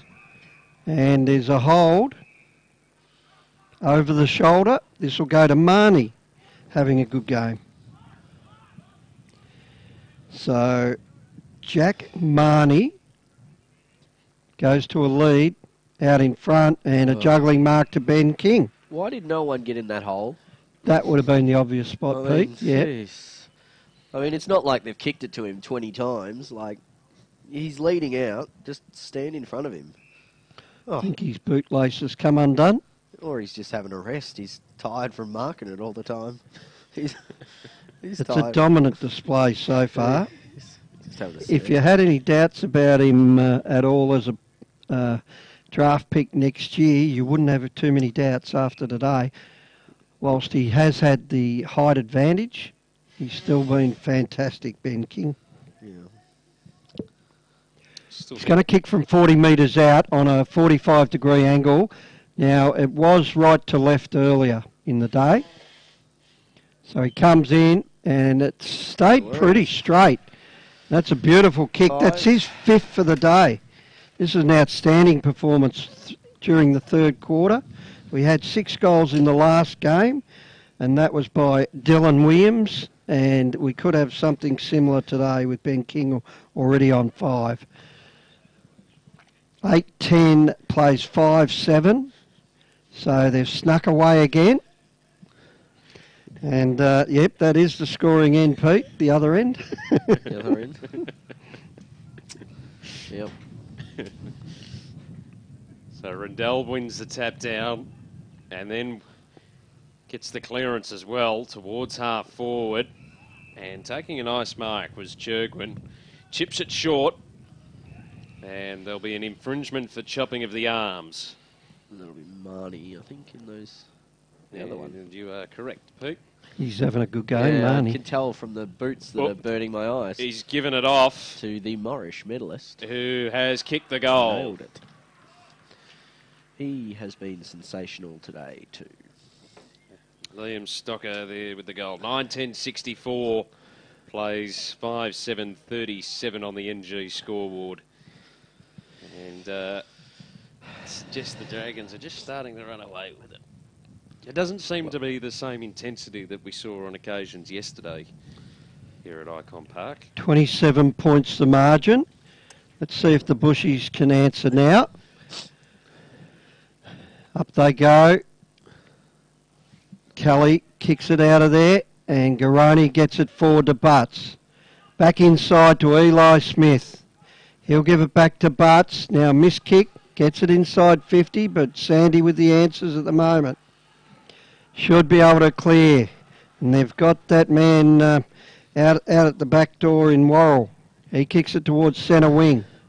Trying to work it out of there is the Bushy gang, and they do well. They'll clear it down towards the forward line. Butts brings it to ground. Garoni's in to help. They're holding it in there, trying to get something out of this passage. Fraunfelder, kick got smothered. Garoni got tackled. Umpire lets it go. That sorts itself out in the end. And eventually, you got a 2-on-2 on the outer wing. Good tackling, good body work. No clear possession at present. Out the back door it goes, and it'll be kicked long by Denborough. And now we'll have an interception. And it'll be paid as a push out. And Jai Owens takes the free kick at centre, or just forward to centre wing. He's going to go back to centre wing. And we've got it with Worrell. He plays it forward. Now they're just sharing it as they like at the moment. Big fella Rendell goes wide. Is that Marnie with the boots? Well, there's 2 of them that have them. No, it's not. Marnie's about to in there. No. So Jai Owens kicks for goal and misses to the left, misses everything, and Irvine will take the kick.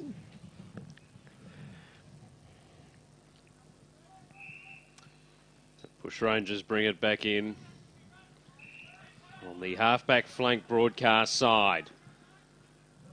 Taking it for a run was Ash.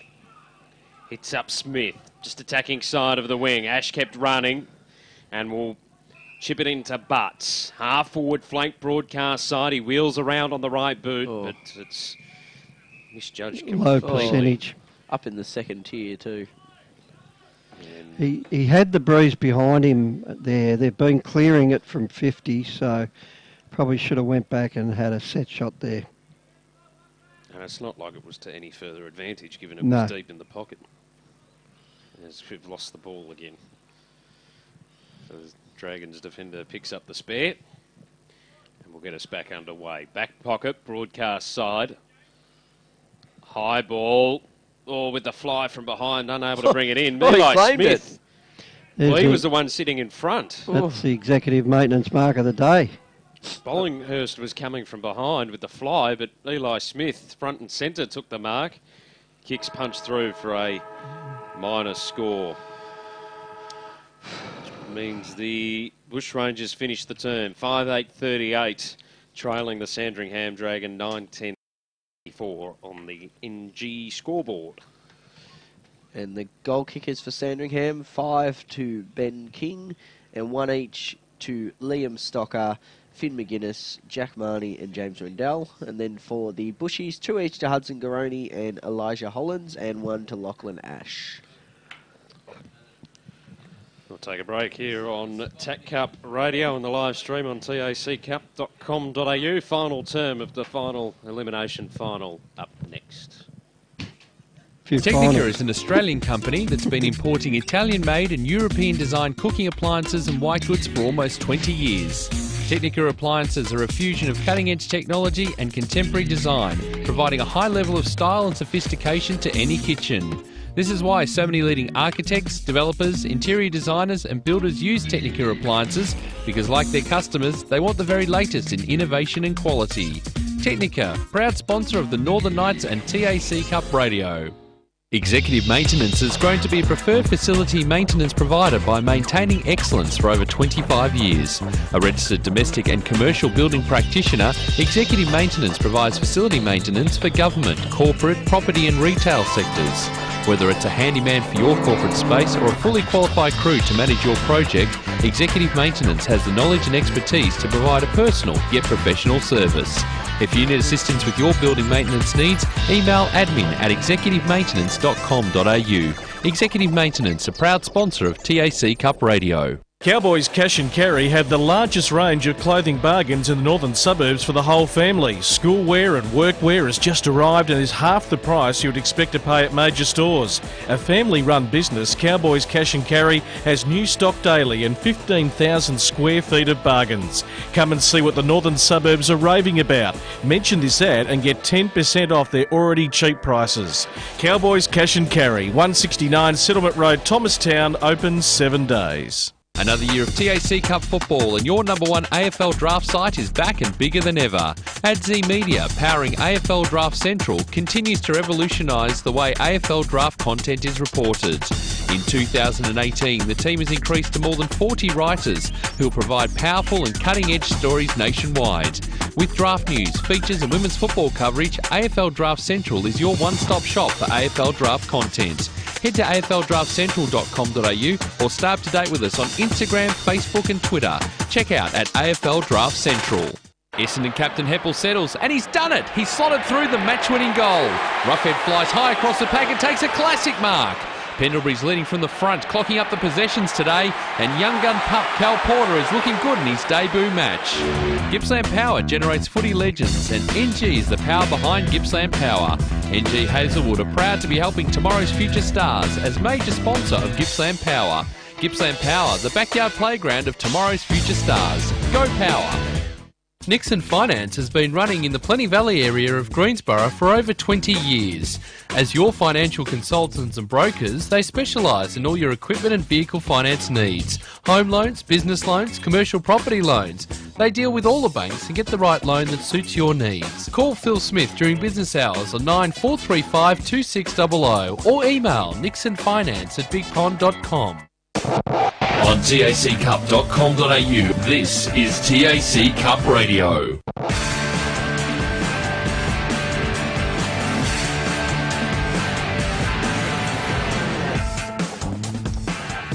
Back here at Icon Park, we're at three-quarter time, I nearly said quarter time, 9:10:64, plays 5:8:38. But as we alluded to in that third term, Pete Williams from AFL Draft Central, it's just a game with not a hell of a lot of intensity in it at the moment. No one's taken responsibility. No, it's hard to see either of these teams beating Dandy, if we're honest. They're both better than the rest. They've got their own quality. You know, you've got Ben King up forward, Liam Stocker in the midfield for them, Eli Smith, Hudson Garoni.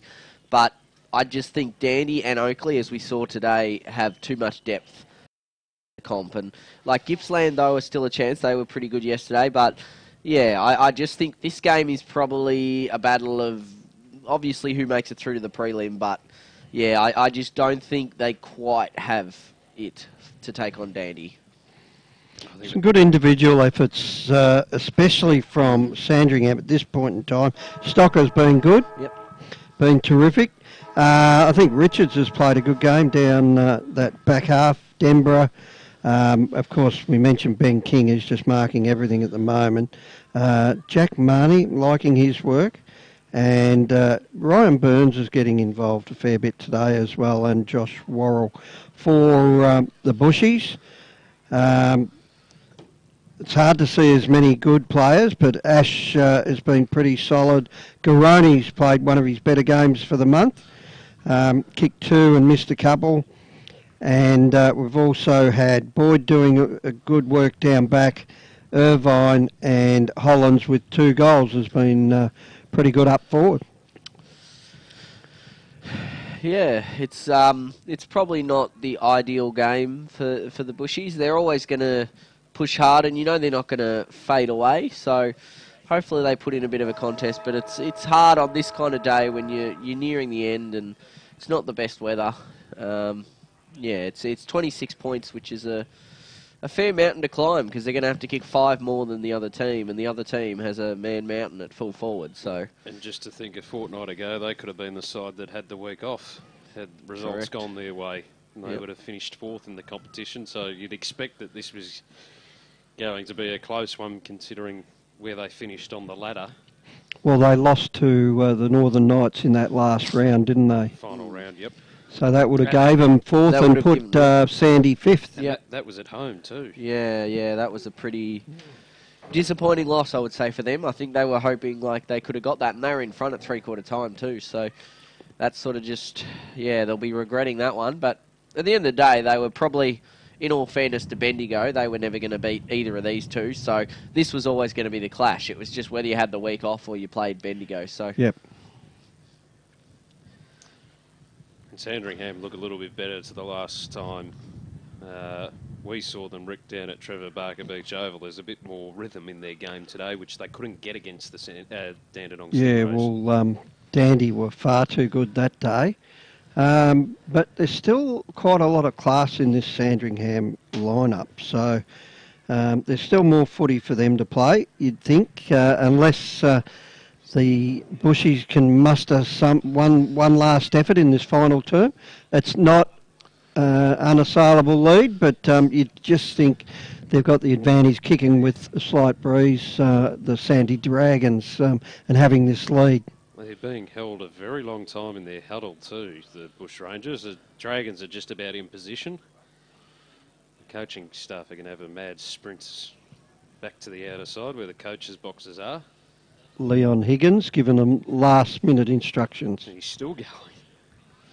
Doesn't want them to leave it here, that's for sure.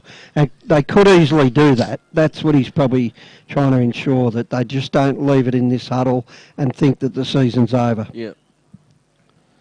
You don't want to remember what's been a reasonably good season for the Murray Bushrangers with one bad performance. And if you fade out in the last quarter, that's what it's going to be. And unfortunately, it's scary to think Sandringham are missing probably their 2 best players if they were playing, and Bailey Smith and Max King as well. So it's if they had those 2, you could imagine both Kings up forward. They probably would have Ben down back then, but I was going if to say, both of them. I still think Ben's a better defender. Yep. No. Do you? Yeah. Yep. I still think he's a better defender. Yep. I think he might be a bit light for that early days if he gets recruited. So, I think he'll get recruited. yeah, no doubt. Might But just sneak into the back end of the draft. That is Maybe. true. Rookie? Yeah, that's it. Just I reckon he might just make it. Yeah. I'll go with a forward then. Yeah. If they're not going to play in the same team, I think Ben will be a forward. Final term about to get underway. Here's Phil Crooks. Rick Morris, one of them. As well.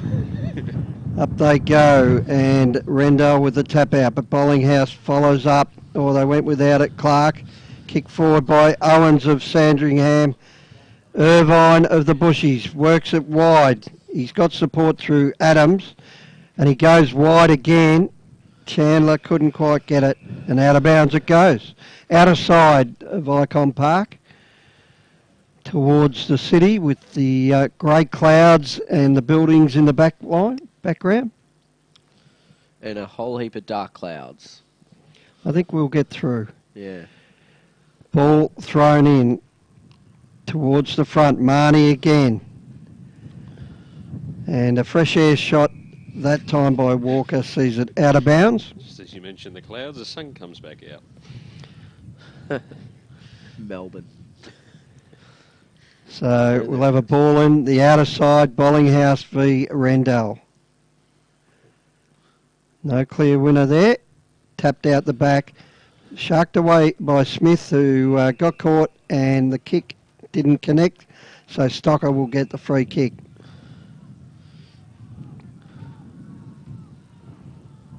Goes to a long lead, but kicks it out in the full.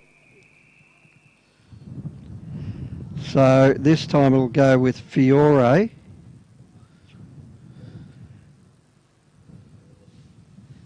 So the ball's got lost in the seating area there, but we've got one man coming down to hand it back.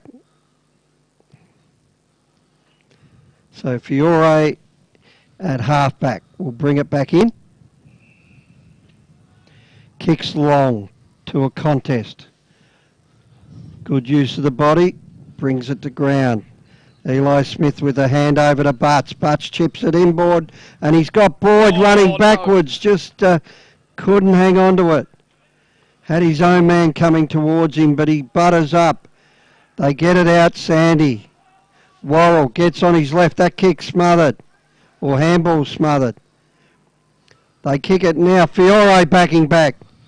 Gutsy play. Paradjazi gets it out wide, and he's got Garoni.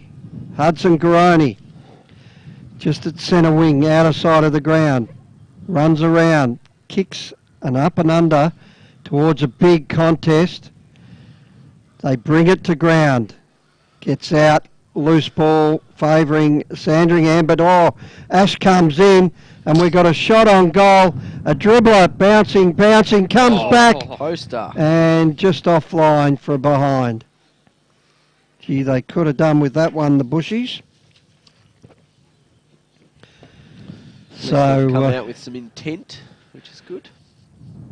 We'll just straighten that scoreboard up in a minute, but Watts has it in the back pocket. 5-9-39, the Bushrangers trailing the Dragons 9-10-64 on the NG scoreboard. As taking the mark is McGuinness, and we're over the 3-minute mark on the Technica time clock. Taking it is Owens. He flicks it out wide for the Dragons. Running down the outer wing at Icon Park. They pump it inside attacking 50. King takes it on the half volley. Did a dance to get around traffic. Churgwin, standing start. Out on the full. Free kick to go the way of the Murray Bushrangers.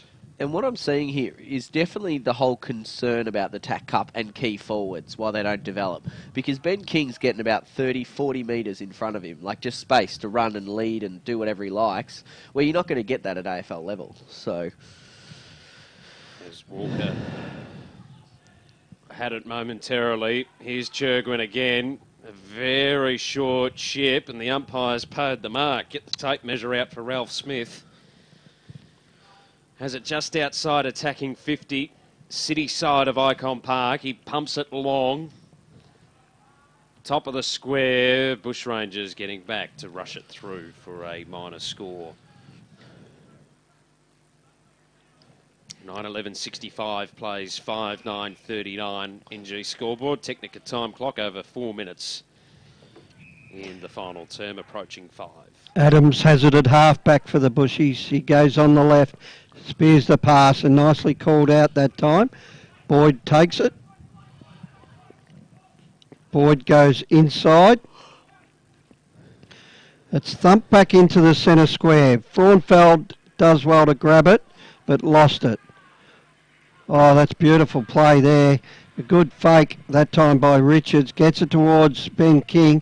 He juggles that, goes and gets it, gets caught with it. That's holding the ball. Play on's the call. Smith will get this one. Having a good game. Gives off the handball. Does well there. Oh, that was a great chase down that time by Watts. It finds Owens, and Owens goes inboard to Churgwin.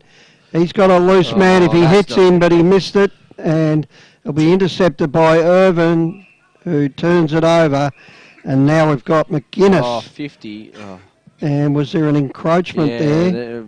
down there by Davies. He obviously came too far over the mark. Kai Davies. And we've got McGuinness to have a shot, 25 out on a 45 angle. And most of these kicks have gone inside right to left. Nail in the coffin. And he's brought it back beautifully to left. That's a hang. Swung. And that's a good goal to McGuinness. That's his second, Finn McGuinness. Yep. So they're running away with it. 71 plays 39 here in the final quarter. And we'll get a time update in a minute, Matt. You should be approaching 6.5 minutes. Into this final quarter. They look like they'll run away with it here. Sandringham kicking with the breeze. Bang on the money. After my poor attempt in the third quarter, as the Dragons, Marnie feeds it by hand. Oh, they've got all sorts of space here, the Sandringham Dragons. Long ball to King, punch from behind, brought it to ground. Stocker coming through, evades traffic, flicks it out wide. Chasing it is Denonborough. And will he see it over the line? He's given a little shove. Oh, he says it's okay. We'll throw it in half-forward flank on the broadcast side for the Dragons.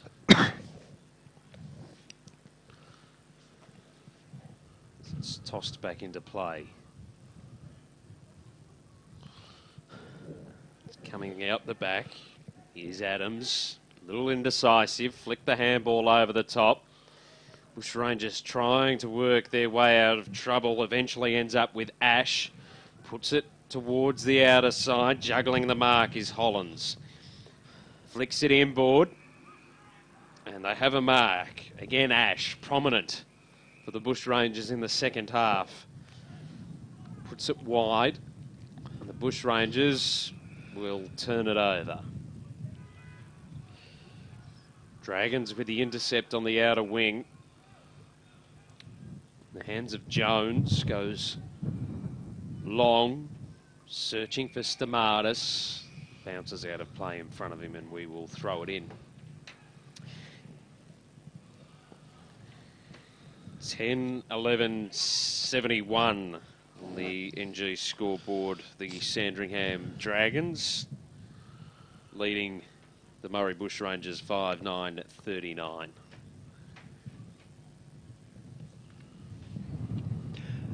Outer side, Legends stand side of Icon Park.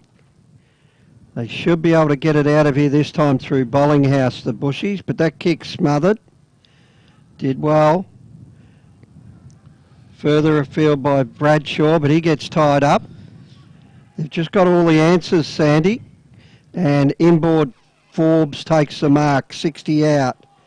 Too far to score. He'll try and set it up towards centre half forward to a beautiful lead out in front. And Ben King takes the mark. Now, we've seen kicks carry this today, this distance. So from 51, we've seen him hit the back of the fence there. So he's just got to connect well enough. And he's kicked from 53 metres and he's gone right to left again. And again, it does clear the fence. So definite breeze advantage there to Sandy. Through for another behind. He's kicked, I think he's kicked at least 5 goals, 4. Outer side, Sandy to interrupt again. Parajasi gets it, and they work it out towards Holland, who's been good. Gives it off to Fraunfelder, who'll get on that from here left. Kicks towards half forward, and Garoni juggled it, and it went over the line. So trying to make something of this attack here, the Bushrangers. Butts is going to go up in the ruck up against Kennedy.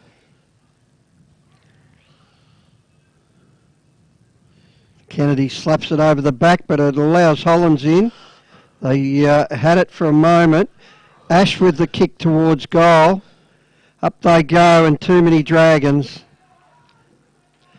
And a good mark to Dean. Brings the ball wide.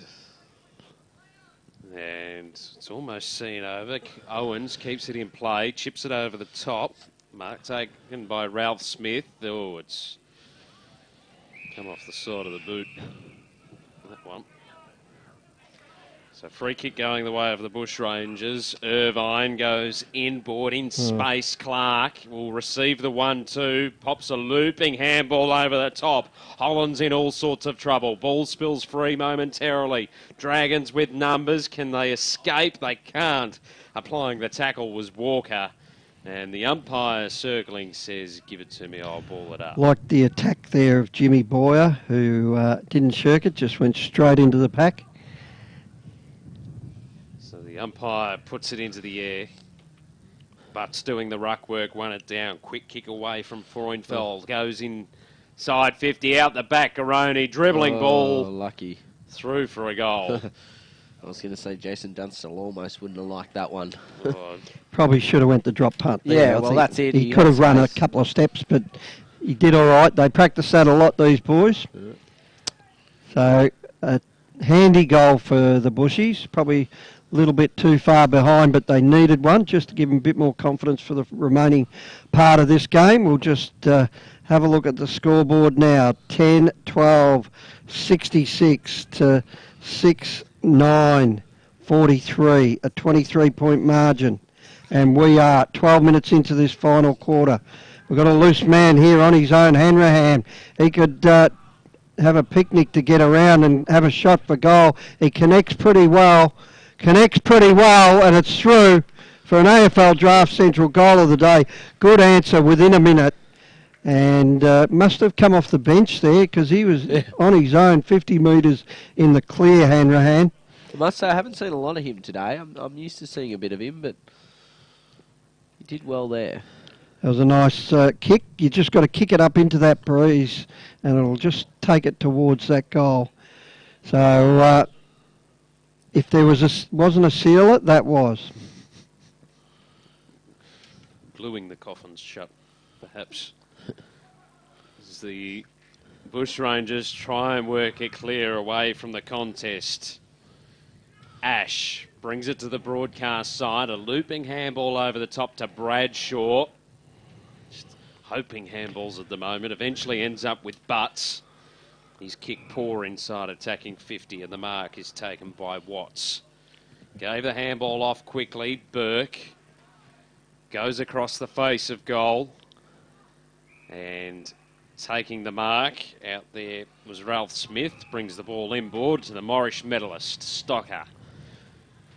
Brings it wide. Oh, nice fly there from Fiore. Executive maintenance mark of the day contender. That one came from nowhere, sliding across, taking the mark. And the kick inside 50 let the Bushrangers down though, and the mark is taken once again by Watts. They work it by hand quickly. Mark taken out of side by Kennedy. Again, they want to move it quickly. Burke gives the handball off. And now they work it to the outer wing, the Dragons. Bringing it in. And they'll hit up Stamatis on the chest, who flicks it wide, searching for Reynolds. He'll take the mark, gives the handball off to Seaton, who goes into Churgwin. Forward pocket. About 30 metres out from goal, 45-degree angle.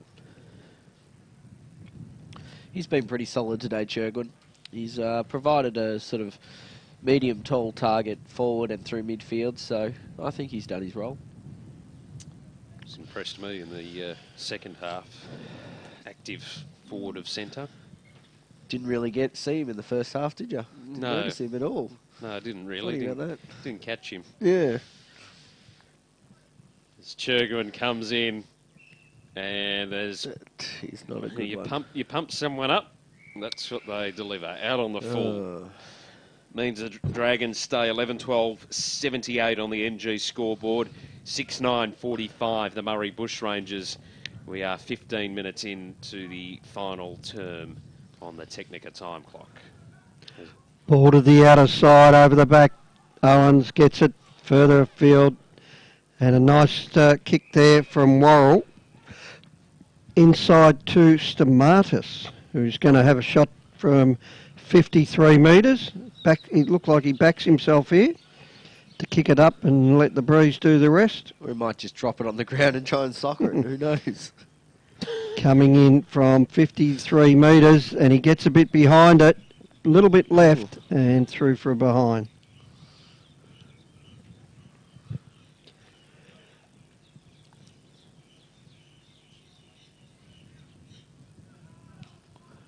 Dragons 11-13-79 on the NG scoreboard. Play 6-9-45. As the umpire says they stood on the line as they came out of the goal square, so we'll get a ball up. That must be the most frustrating free for coaches. So ball up. King. There's a holding infringement coming from the non-officiating umpire, and it will go the way of the Sandringham Dragons, and a 50-metre penalty, which is only a 10-metre penalty because we're at the top of the goal square for not giving the ball back correctly. I don't know how that can occur when the umpire was still trying to point out who it was the ball was going to. Yeah, I thought it was going to Ben King, but obviously not. That time he didn't shank it, so that's good. Churgwin kicks the goal. 12-13-85 on the NG scoreboard. A 40-point margin in favour of the Dragons. 6-9-45. And as we were saying at three-quarter time, Pete, it's not what the Bushrangers wanted to happen. No, I dare say they probably wanted to win. So, well, anyone wants to win. That's special comments there from Pete Williams. Smith, centre wing out of side. His handball intercepted by Stamatis. Puts it towards the top of the 50. King in pursuit. Gives the handball off to Churgwin. High ball inside 50. There's a bit of holding each way going on. It's going to be rushed through for another minor score. 12-14-86 NG scoreboard. 6-9-45. The Murray Bushrangers on the Technica time clock. That's on the NG scoreboard. The Technica time clock reads 18 minutes final term. As Butts takes the mark. Centre wing broadcast side for the Bushrangers. Indecisive.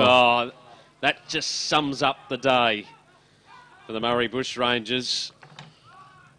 As the Dragons are able to work it back into their possession. Worrell, there's a shove. They're starting to get a bit clumsy now, the Bushrangers. I think they're sort of giving away some undisciplinary frees. Be fair to say that they may have just switched off. Yep.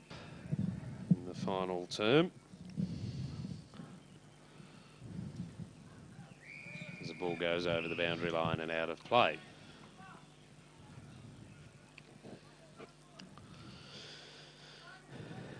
Sting well and truly gone out of this one.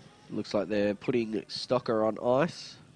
Well, actually, they're putting the ice on Stocker, but he's very good. He's down on the boundary with some ice on his shoulder. Owens on the left boot has an airy. He could have got one in the back there. Plenty of pressure by Sandringham as the ball trickles over the boundary line and out of bounds. Forward pocket. Lygon Street End. Big weekend of elimination finals here today and yesterday. You're not Rick Morris. We've had one good game though. Let's be honest. One good game. So we're going to have to look at the preliminary final weekend next week as the Bushrangers defend. Kicked out, punched towards the boundary line. Running over it. Trying to feed it out, the Dragons into some open space. Now the driving kick up forward, setting sail for home. Setting sail for home just across the face. Through for another behind. 12-15 plays 6-9. Matty Walker to bring the ball back in for the Bushies. I heard you boys talking before that. The game they dropped to the Knights. Yep. You heard the word Knights and your ears pricked. Exactly. Yeah. That's the key to their season. Yep. Just changed the way it was going to go. But they still would have played Sandy in this game. They just would have been wearing a home strip or whatever. Well, it changes wildcard round. Yeah. It changes a few different things. So just a different formation. You just don't know. So anyway, it is what it is. And they're curtains for 2018. And we can look forward to... we've got two very, very, very good teams in Dandenong and Oakley. And Gippsland's not far behind them. Yeah. And, of course, Sandringham will be joining them. 2 Metro, 2 Country. Nice even balance. And all situated pretty close to each other, and Gippsland not that far away in the east. As the big fly is on, the Dragons move it backwards. Come out wide. There's a hit up. I'm working without a team sheet here, guys, just quietly. If you hadn't noticed, I thought I disguised it well. That's all right. Couldn't get him to kick the one I know. That's all right, Jones. Callum Jones. Jones. Bit of tempo control footy. Kicks it to Seaton. Seaton comes back along the line. Bit of chat required. Hugo Ralphsmith. Oh, my goodness. Kicks backwards. Oh. My only concern with the Dragons, they don't seem to have the gears to go. The killer instinct. That what Yeah. Gippsland seeing them yesterday, Dandy yesterday, they weren't playing 100%. You just want to see Murray kick a goal after all that sort of dribble. Yeah. I was right next to all that, guys, and I think that was practice for next week, that tempo footy. Yeah, well... Thought they might have been passing it to you, Rick. He did have the lead on it at one point. Yeah, run on there and bump it. I don't know if they'll have... I don't know if they'll be, 30 or 40 points up on Dandenong at this time of the game next week. Eli Smith, one of my favourites in the competition this year. Comes in, kicks. Jeez, it held up. And there's a mark in the goal square. At Bollinghouse? Has he got a little butt? No, it is. Ooh. The Fraunfelder. There's a fair few with a lot of hair in this team. Fraunfelder puts it through for a late goal. Not on the broadcast team, I don't think. No. On the Murray Bushrangers. We're holding that up. Score check. 7-9-51 the Bushrangers, 12-16-88 the Sandringham Dragons, 23.5 gone in the final term. Only a minute and a half to go. Take us home, Maddo. So back underway in the middle. Owens applying the tackle. Bulls bobbling around trying to extract it was Boyer. Dragons, though, end up with possession of the footy. Long ball towards centre half forward. And a nice mark taken there by Irvine. Flicks it wide. Oh, no mark able to be taken in the end, and he'll give away the free kick for the push in the back. Fiore going long inside 50. Denhambra on the lead. Taking it is Gray. I noticed they took Ben King off a couple of minutes ago. I reckon that's just a don't you dare do a hamstring in the last minute. So you can just sit there and, yeah. He was Stocker just resting. Oh, they're not allowed on the field. So Gray to have a shot. 40 metres out, 45-degree angle. Won't make any difference to the result. It's just the margin that we await to see. Technically, Sandy went on the ground then, so... Too many players on the ground. Infringement, reversal of free. They're still doing They're that. still on it. Your man King Where down is it? there is... That should be an infringement and reversal of the free. The goal is scored 13-16-94 Sandringham Dragons defeating the Murray Bushrangers 7-9-51 on the NG scoreboard. And I'm hoping, Pete, you've got the goal kickers. I do. I'm just having fun. Of course, Matt Palmer texted in saying, "Go Dragons." There's a shock. Anyway, for the goal kickers, we had 5 to King, 2 to McGuinness, 1 each to Stocker, Hanrahan, Marnie, Rendell and Churgwin. And then for Murray, 3 to Garoni, 2 to Hollands, 1 each to Ash, Frauenfelder and of course Smith.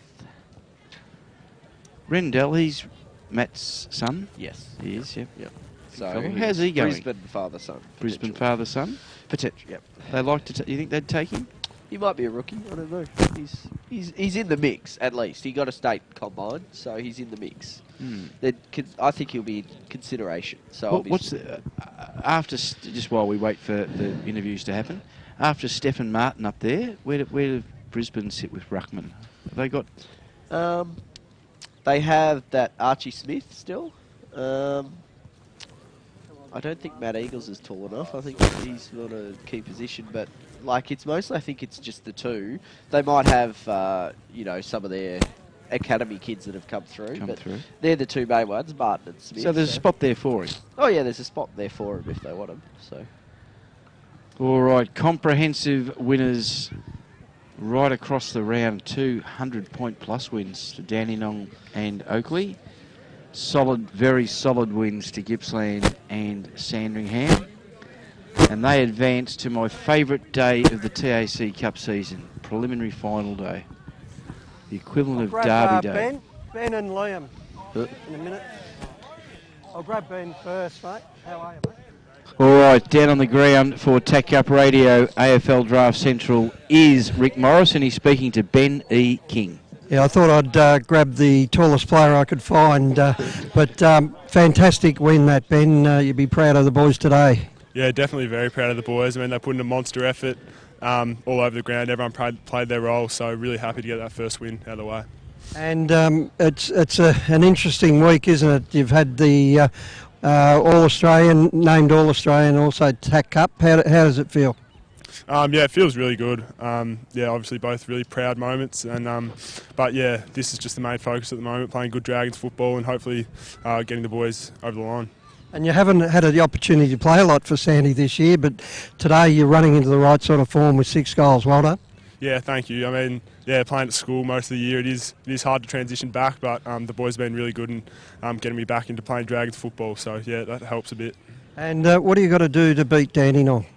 Yeah, they're a tough side, and we'll look at it during the week, and we'll look at the last time we versed them, and we'll just try and exploit them any way we can, so I look forward to it. Yeah. All right, and congratulations, Ben, on a great win and also a great game yourself with 6. Thank you very much. Cheers. Good on you, mate. Take a TAC Cup footy. Thank you.